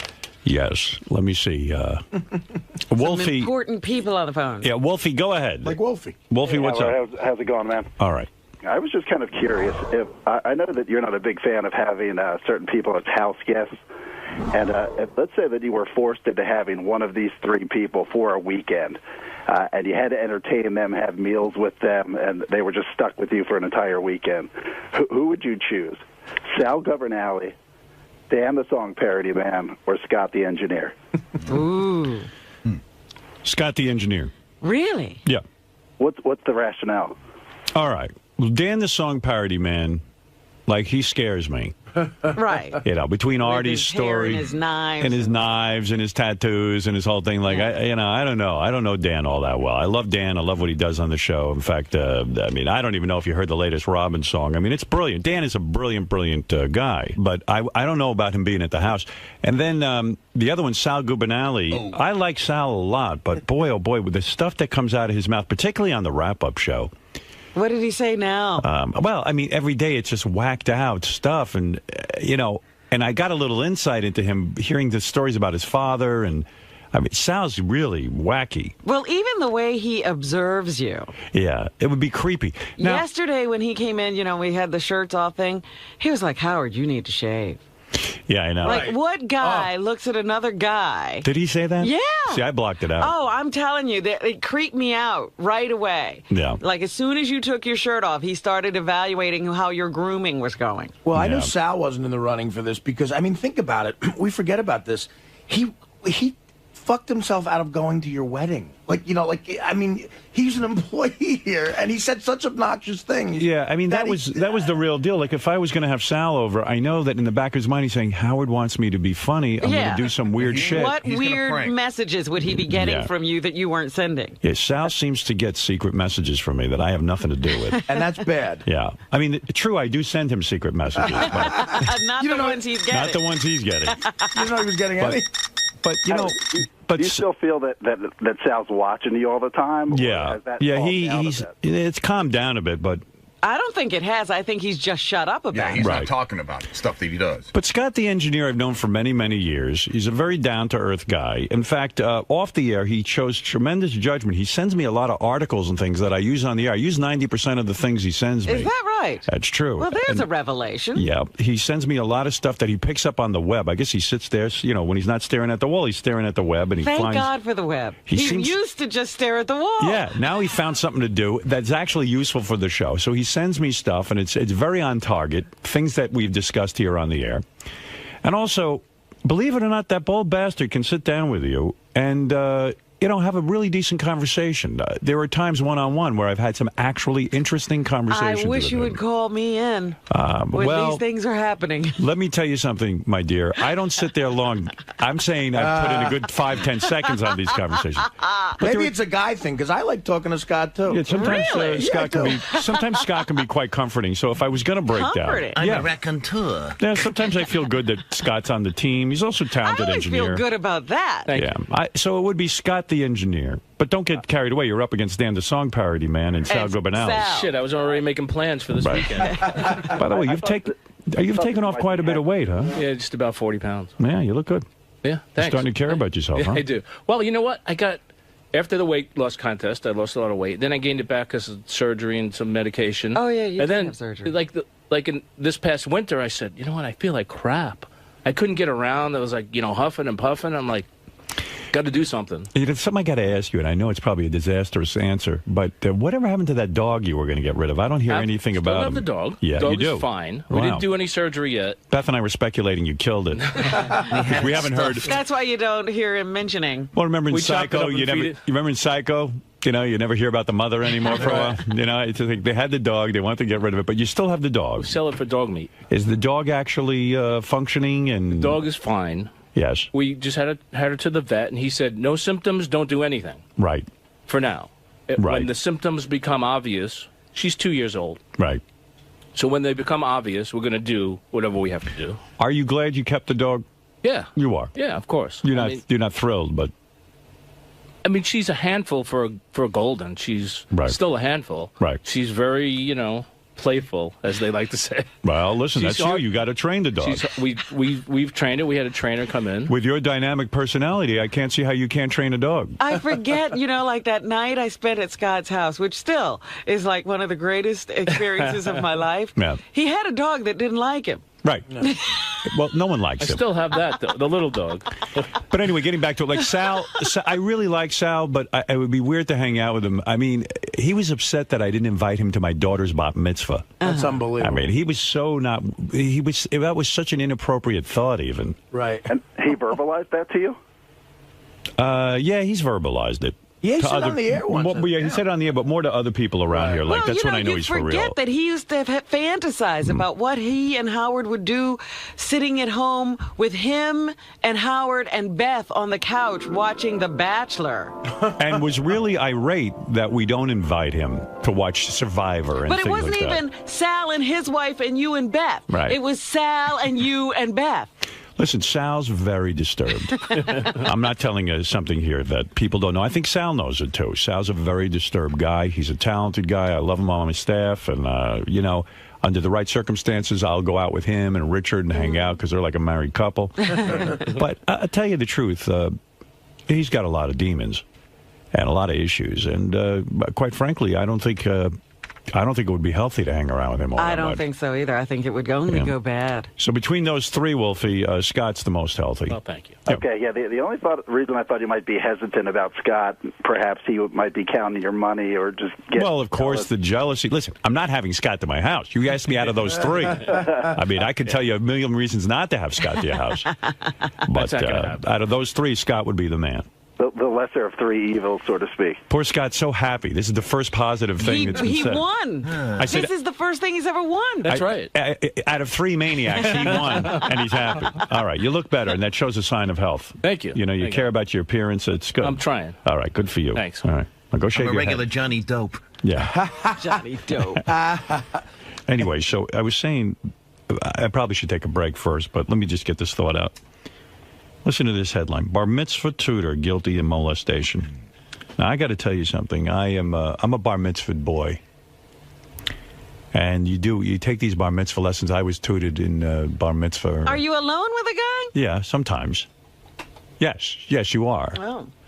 I had only wished my tutor would have blown me. I'd rather be Get blown. outta here, I'd rather be Howard. blown by an old rabbi than sit there and learn this fucking. This Hebrew. It What would have they- been so traumatizing to you to look down Robin, and see that.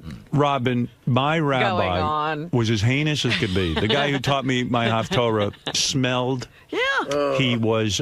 He had big, thick. There were two different ones.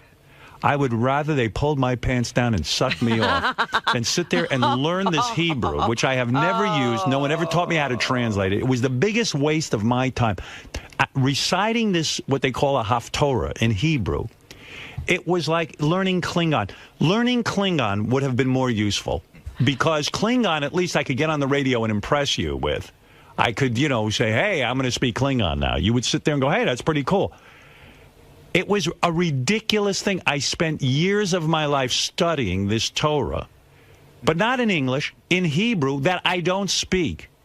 And to have the dried out, bearded lips of a rabbi wrapped around my cock would have been preferable. And I'm not kidding. I'm a hetero. Listen, I'll kick your ass right now. You call me homosexual. I think that you are underestimating the trauma of having blow a me right guy. now, if you dare. Unless you've done this and you know you won't be affected by it. Let me tell you something. I'd rather blow you than try to teach you Hebrew. Exactly. I mean, it's just unbelievable. So anyway, this bar mitzvah tutor took the stand to deny molesting teens, but he didn't convince a Brooklyn judge who convicted him of sexually abusing two victims. Yona Weinberg, 31, was acquitted of 8 other counts, including a felony, but still faces a 31 count. I wish he would have blown me 31 times, as long as I didn't have to learn that thing. 31, that horny bastard. I mean, my God in heaven. At least I would have been up to something interesting. There was nothing going on in that room except this. What does that mean? But did they have to do that while he was molesting them, or Yeah, of did course. they get to be quiet? Well, of course he has to do it while they're molesting because you have to learn it. How people will get wise that he's not really teaching. What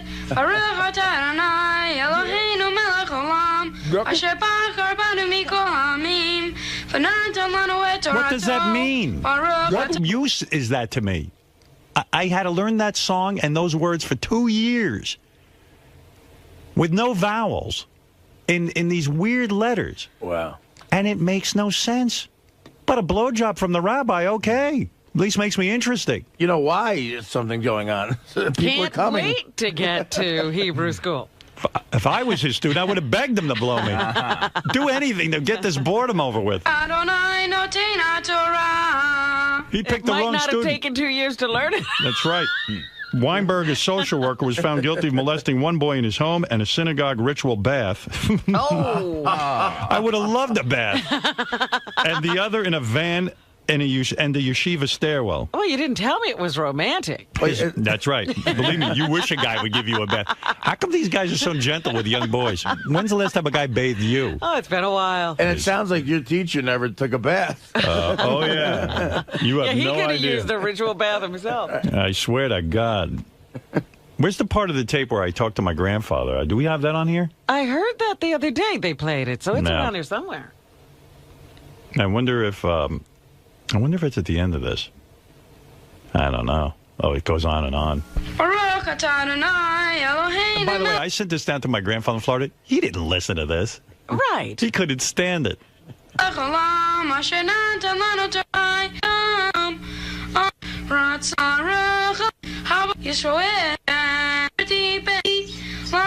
goes on. Wow. I can't even.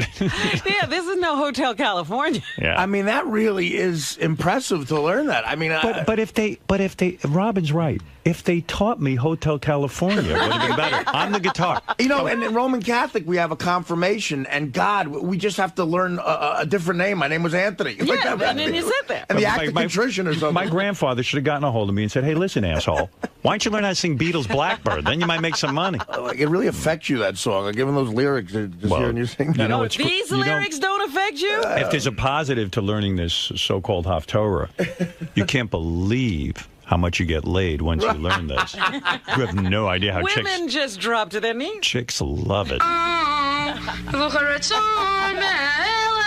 had a girlfriend when I was 13 who was so fucking hot. Yeah, I you mean, talk about her a lot. she was insanely hot. Really? She was the hottest girl ever. You have any pictures of her? Yeah, I do. I wanna She see came. it. She was 13 at the time. She had tits bigger than your mother's. That's big. Bigger than my mother's. That's big. You're Let's goddamn not right, it's have big. you guys drooling over a 13-year-old. Well, I was 13 at the time. And my mother's tits. That's a great image. I'd love to see your mother's A tits. 13-year-old with my mother's tits. But I got to tell you something. My girlfriend. I think you have Artie's mother's tits. My girlfriend walked in. My girlfriend walked into that temple. Right. She took a look at me on that bimah. It's called a bimah. What's a bimah? It's a stage. But oh no, the Jews have to have a special They gotta word. call it a bimah. Oh yeah, everybody's special in the It's Jewish called a religion. not get laid. Are you up there on the bimah? Oh, look at my boy at the bimah. And she took a look at me and never saw her again. So you tell me what good this thing did me. Mitzrayim. Gadiv Goga. And they filled my head up with such horse shit. They sat and told me that even my mother said, your grandfather, my other grandfather who was there. Right. This tape was made for the grandfather in Florida who couldn't even fly in for this fucking party because he knew it was horse shit. He was the only one with any brain. Yeah, he was a smart one. I don't think he can even sing. It was like, Howitle. I would come. Yeah, that was me, little Howard. Howitle, I would come to your bar mitzvah, but it's very cold and I'm old. I'm like, yeah, all right, I'll make this tape. I made this fucking tape. And my other grandfather was there. My mother would go, your grandfather Stern is going to sit in the front with his book, and he is going to follow every word you say. Was that supposed to make you feel better? Yeah, it's pressure now. He will know if you said the words properly. So I figured, wow, and every word you could see, I got every word right. You're enunciating. But son of a bitch. Yasmin. I mean, Yasmin. That's impressive. Who knows what? Your mom's on the phone. Uh-oh. What she got to say? Well, I don't know. Hello, Mommy. Mother? Yes, darling. How are you, my love? I'm very good. What can I do for you? You know, Howard, you're a big complainer. You really and truly are. Why would you put me through the hell and torture Now listen. of a bunch of smelly old men teaching me this What the heck were you crap? doing that was more important? What is get your brain going. My brain was going. I was filled with you. It got up and went. Your brain was not going. You were busy with the joke books. Yeah, that was my brain. Here you were learning something that is very valuable. Can I be honest? Can we have a serious discussion about this? Mom. In the long run, you gotta say that the joke books were much more important. But Mom, looking back on this, yes, here is something that you had an influence in. In other words, you encouraged me to do this. And I'm a kid and I do what you say. Right. Why? What? Looking back on it now. Every other Jewish boy Yeah. did the same thing. And what did you always tell me? At a bar mitzvah. But what did you tell me They learned growing their up? Haftorahs. What They did you learned- tell me growing up? I don't care what the other kids do. You don't care? No, you said to me, you don't care what the other children do.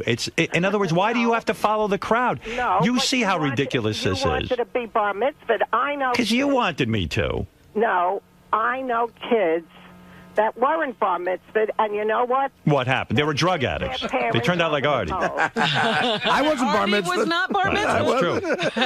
I can't hear everybody at once. All right, Mom, what I'm saying to you is, Now in retrospect, because you're pretty evolved now, you see what a huge waste of time it was for 2 years. No, it was not a waste of time. What did I get out of it?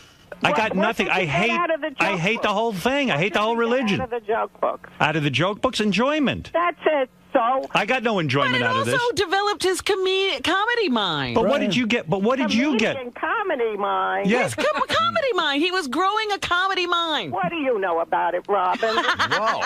You don't know anything about it. Mom, I sit here and listen to him every day. I don't even want this to turn into a joke. I'm saying to you, what did you get out of this? What did I get out of it? Nothing. Right. So what did I get out of it? You learned Tell me. to read Hebrew. What good is it? I don't even understand what it means. It's like learning Klingon. Well, then you should have furthered your education. But Why? You chose not to. The hell do I care about speaking? There's nobody here. You can Spanish. I understand.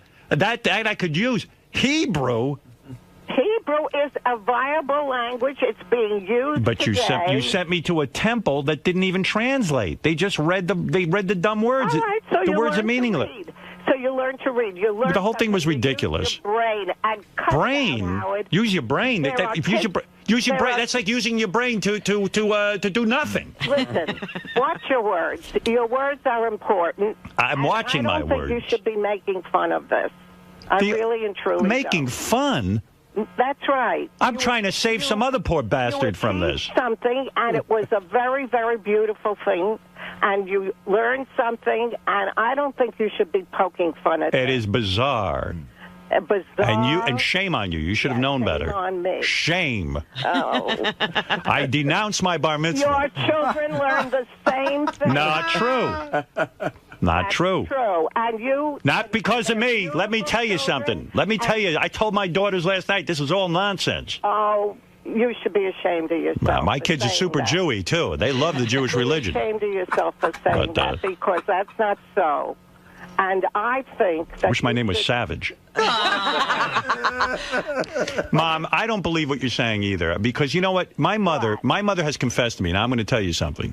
My mother's not being totally honest here. Why? My mother confessed to me that she gets more spirituality and religious feeling from transcendental meditation and the teachings of the Maharishi Mahesh Yogi. Instead of, she said that temple is boring. She told me it. And she can't speak Hindu. Your Haftarah. What? That has nothing to do with your... It was 2 years of wasted time. You should have taught me chess. I should have had a tutor for chess.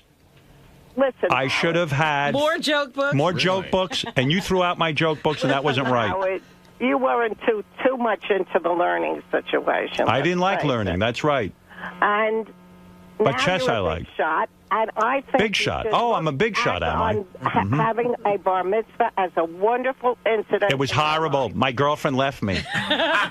It was horrible. Girlfriend left you. What Yeah, girlfriend? Irene. You remember Irene with the big tits? Irene, yes, that was some girlfriend. That Irene had some titties. What was wrong with Irene? My mother was jealous. She had bigger tits than my mother. Wrong with it, but he was a little boy. He was 13 years old with a girlfriend. Did you ever hear anything? Oh, you didn't like that? I needed some comfort. A comfort. Do you know her breasts? Her breasts were as big as yours, and she was 13.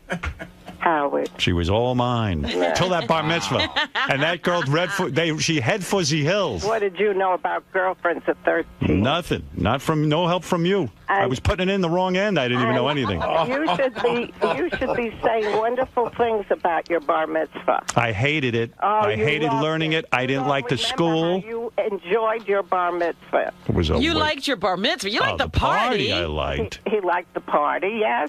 And I'll bet, I made that tape of my bar mitzvah for your father. Yes. And I bet you he never even listened to the tape. That's not true. Who could sit through that boring... Your father was an enlightened man. He was smart. My father was very, very proud of you when you sent that down. Goddamn right. He said, boy, cut it out, thank God he didn't make me go. He sent me a tape. That kid's aces. That is a nice thing. Yeah, Listen, you're a big complaint. I loved your father more than you would ever even know. That's right. But... And you loved your bar mitzvah. Notice he didn't come to my bar mitzvah because he had brains. Stop it. You're going to listen to that little dope sing that song. And that song, by the way, goes on and on and on. I must have bored everyone in that temple. It's a beautiful When do you get to the chorus? Mom, thank God I grew up and I'm out of that house. You put me through that. Your house. I'm out of there. I mean, sitting and learning Hebrew for 2 wasted years of my life. It was like, I'd rather go to jail and learn from Muslims. Leave the house.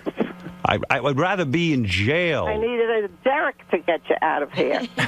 Well, So stop your complaining and I want to be emancipated. say it like it is. You're trying to get emancipated? Yeah, Mom, I'm going to a judge. I'm getting emancipated from you. I'm a man, goddammit. That's a good idea. And I'll tell you. All right. Listen, Howard, say nice things. Don't say negative. I'm going to say something nice about you. How's that? All right. Let's hear.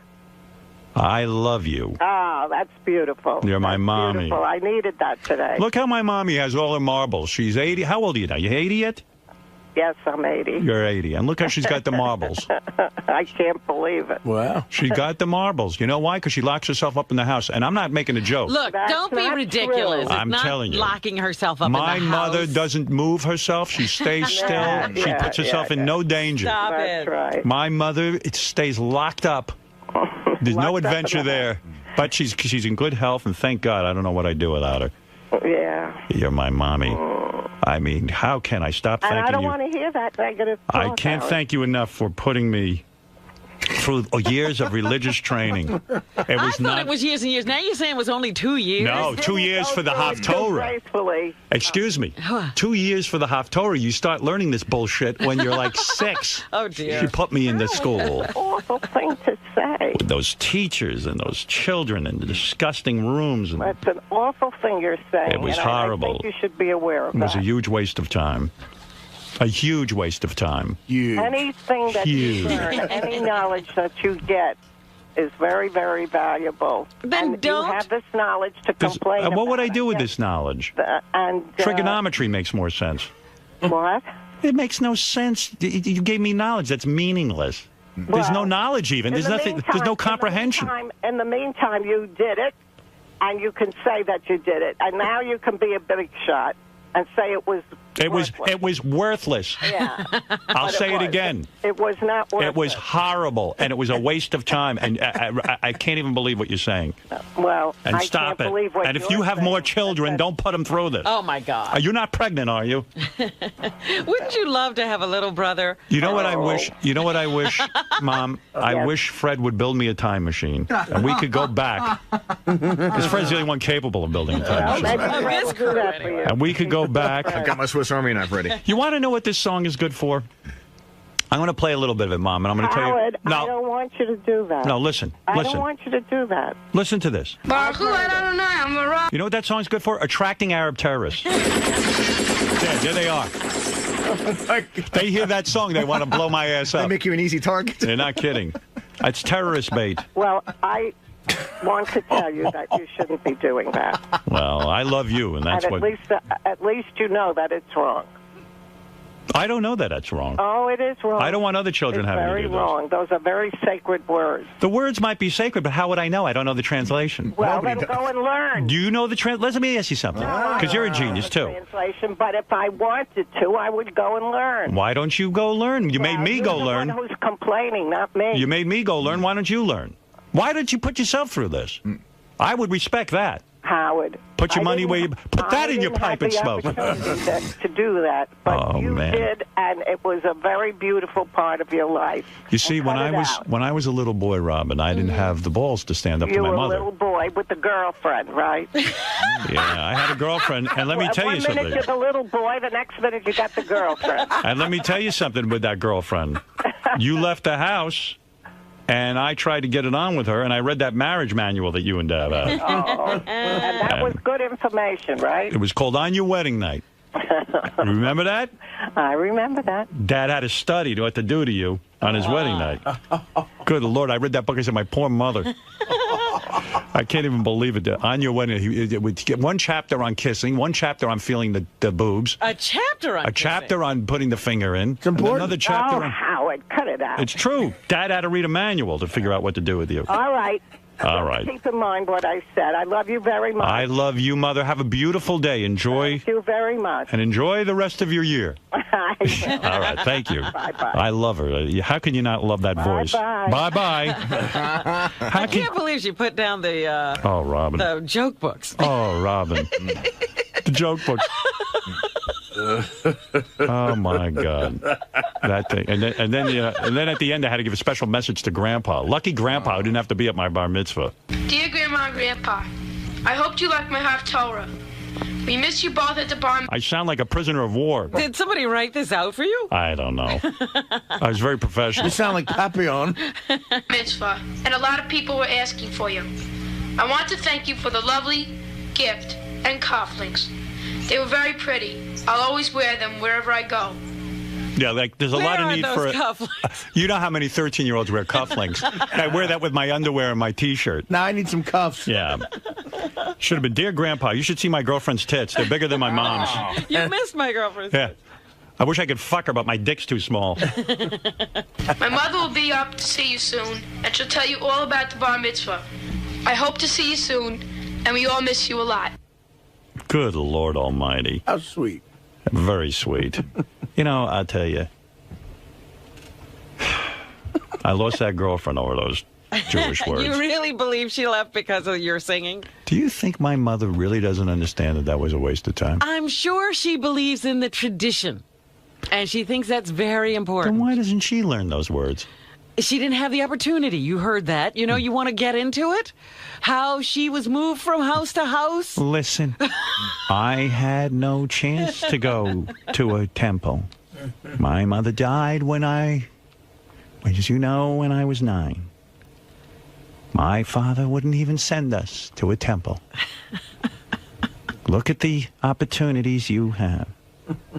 And by the way, when you contact your grandmother to read this note to her, remember, her entire family was wiped out by the Germans.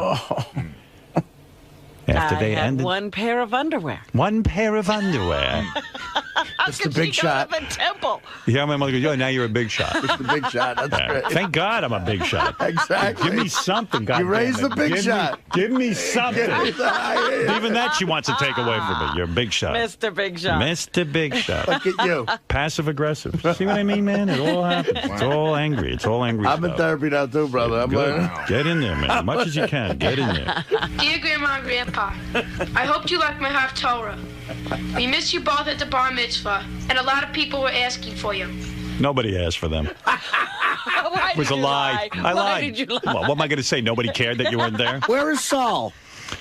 That was he's gone. He's and that was the one you loved a lot. I Saul. loved him. Right. I loved him because he didn't come to my bar mitzvah. Watch my humiliation. Now you're a big shot with 10 pair of underwear. I had one.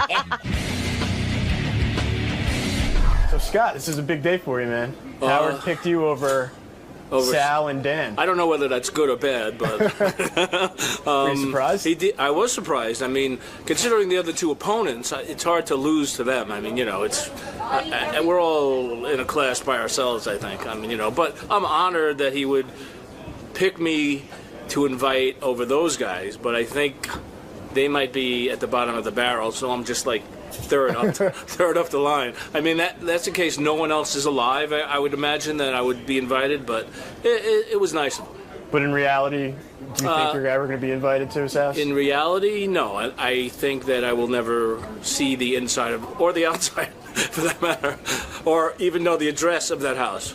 Sal, Howard didn't pick you. You upset? And I wouldn't pick Howard. How about that? Yeah, I don't want right. a guy in my house who wants to watch The Bachelorette, who wants to play chess, who wants to talk about cell phones. I don't want you in my house. How about that? You're not invited to my place. My place where we drink beer, we cook meat on a grill, we act like men, we have fun, we watch P videos. So you know what? Go ahead. Invite whoever the hell you want. Invite Bad Breath Zapin. Invite Fafa Flunky there, Babbling Buoy. And anybody else you want. You're not invited to my house. How about them apples, Stern? Huh? I don't buy that for 1 minute. Behind the scenes look with John Hyde and Gary Dell'Abate. The best of the wrap-up show begins now. Hi, it's Sal Governale, and on Monday's wrap-up show, we discussed Sacha Baron Cohen coming in as Bruno.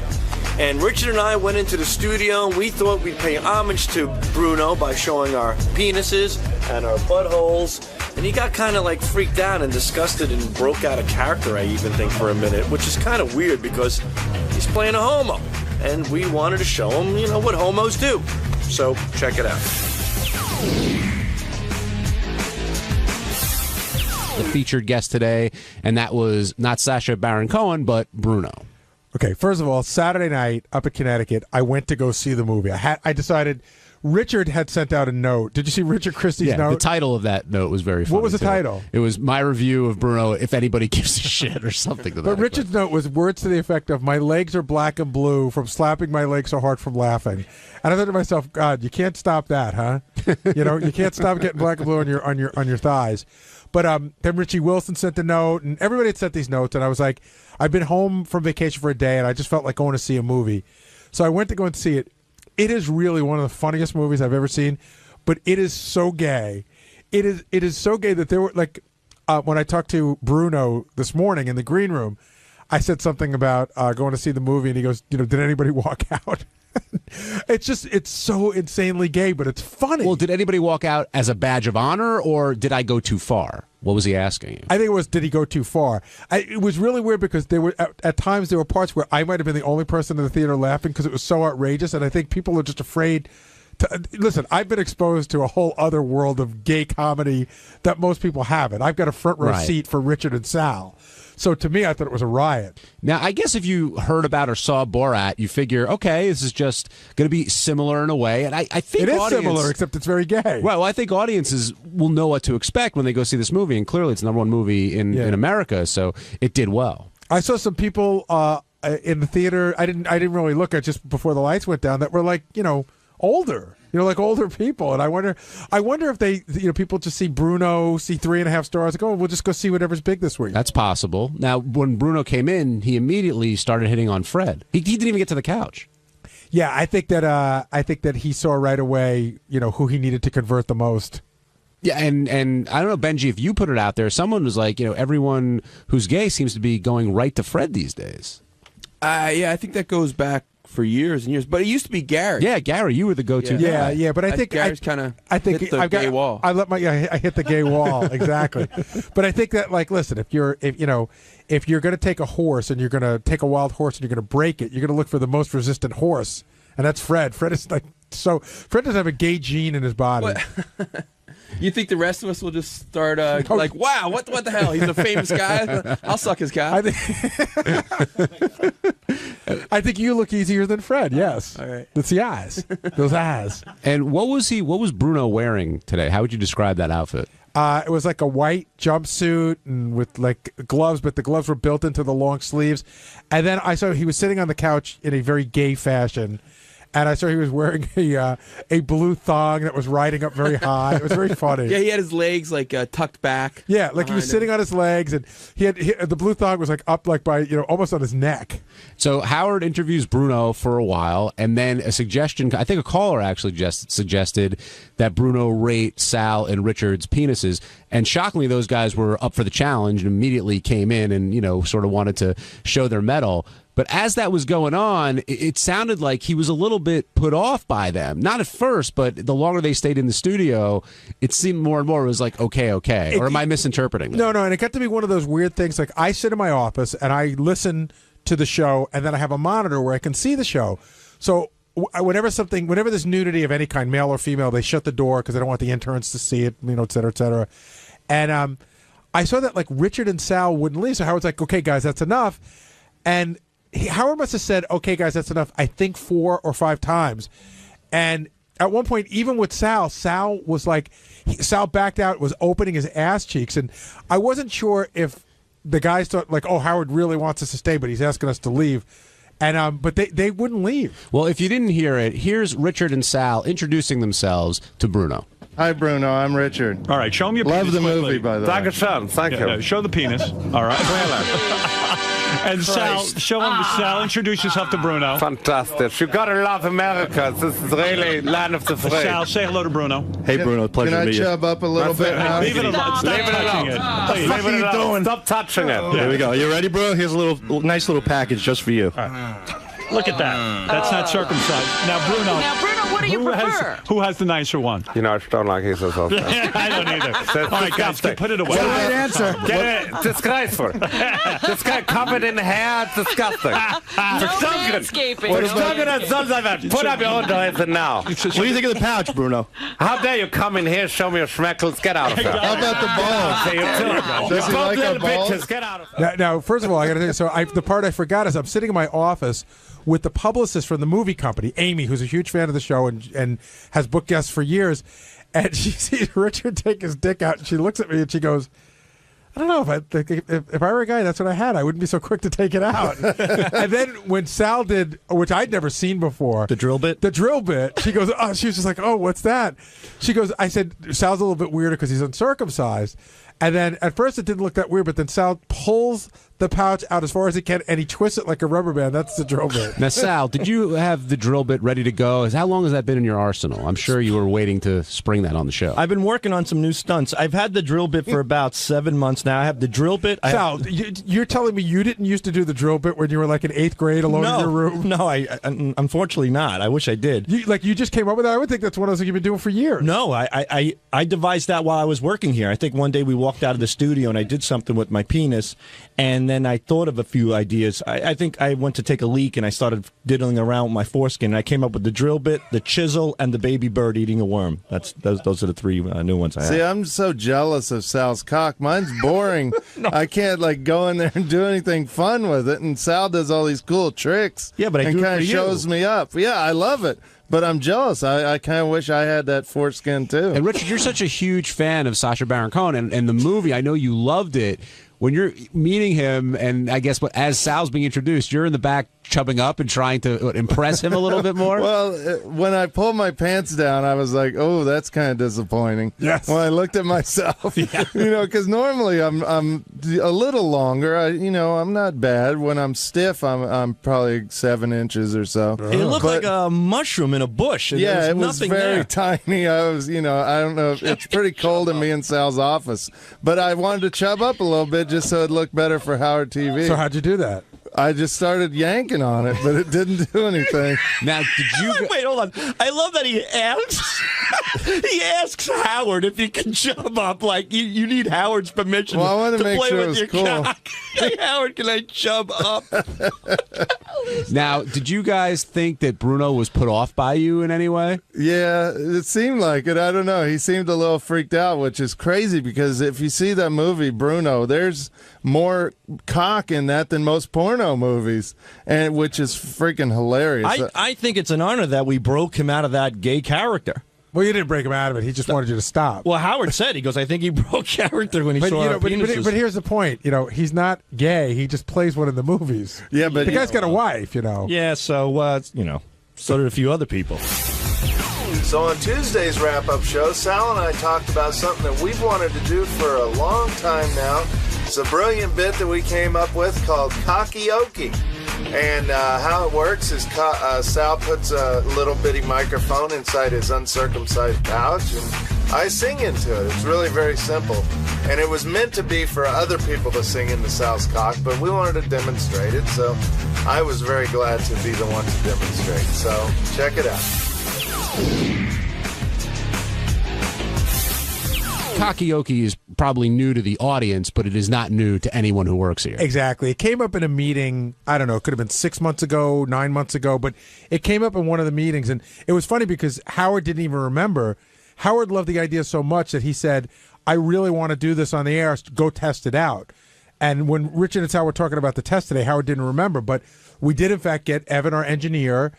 He got a lavalier microphone, and we did do a dry run-through, and it worked great. I want to know how that dry run went. What kinks needed to be worked out. I wasn't there for any of it. I just said to Sal, go figure it out and report back to me. But it's one of those things that it's a bit that we've wanted to do for a while, and the way that we had it in our minds was we wanted to do a Cockioke contest where a bunch of people come in and have to sing into. We were looking for maybe like bands who were looking for that next big break, and so they would come and sing into Sal's cock. And then the winner would win a money prize that they could use to go to the recording studio or something like that. Now, can you describe more specifically how this is set up for those who don't have Howard TV or may not be able to see it? it's gayer than Bruno. That's how it's set up. It's right out of the Bruno movie. It really is. Sal drops his pants to his ankles, and then he takes his penis and he sticks it in a microphone stand. And it's a kind of the kind where you put the microphone. I can't even explain it, but he pulls on the pouch really hard until it goes into that little tube thing that's a microphone stand, and then the microphone's in there, and then Richard gets on his knees and sings, and a lot like when you watch Charlie Brown and he goes to kick the football and Lucy pulls it away, inevitably Richard starts to sing and Sal sticks his dick in Richard's face. And Richard, of course, is somewhat aware this is going to happen eventually, yet doesn't seem to mind it all that much. I do have to tell you, every time, the first time, he does look surprised. It's almost like he has to be reminded of the joke, and then he's really good with the joke. That Charlie Brown Lucy analogy, I think, is actually a good one. The question is, though, who enjoyed this more, Richard or Sal? Sal. Why? Attention. Sal, Richard doesn't need the attention. Richard just thinks it's funny. Sal loves a bit where he's spotlighted, where attention is on him. He's listed as one of the creators. He revels in that. So, and Richard, it doesn't matter if he's doing it in front of the Stern Show audience or out in... I think Richard likes the attention too, but not like Sal. Richard just thinks it's funny. Now, do you think this tops the drill bit or the chisel or the bird? What was it? The baby bird eating the worm? By the way, I have to tell you, when he was talking yesterday that he had devised these 3 new things, I didn't understand what he meant by the chisel, but when I saw it, it made me laugh so hard. He basically pulls his piece because he's got that big pouch, and he pulls it so that it's long, and then it tapers off, and he pulls it flat at the end so it really does look like a chisel. Yeah, Robin got to see that firsthand today, but she asked for it. And do you think anyone else would be willing to step up to that microphone here? I know, the band's trying to get their big break, but anybody from the staff? Oh, he goes, well, let's have Gary come in and sing "Fly Like an Eagle." He doesn't understand why I wouldn't want to do that. Hey, it's for the good of the show. I'm like, fuck you. You're the gay wacko. You do it. I'm not doing it. Benji, any chance you would have stepped up to the mic? Yeah, sure. But it would be fun if we made all our mics like that. For all the guest mics, every mic should be that. You think every mic should be that way? Sure. Yeah, hard to get guests that way. I'm already struggling to get. Well, then guests we'll have a good excuse sometimes. Now, do you think Kakioke lived up to everyone's expectations? Yes, it did for me. I thought it was. I hadn't actually seen it before. I just Sal came back to me and Evan came back to me. They reported that they did the test and that it worked great. And in fact, when they said that Sal had his penis in a microphone stand, I thought it was one of those bigger ones, the ones with all the rubber bands around it and stuff. Very funny. Well, if you missed it, here it is: Richard Christie singing "Old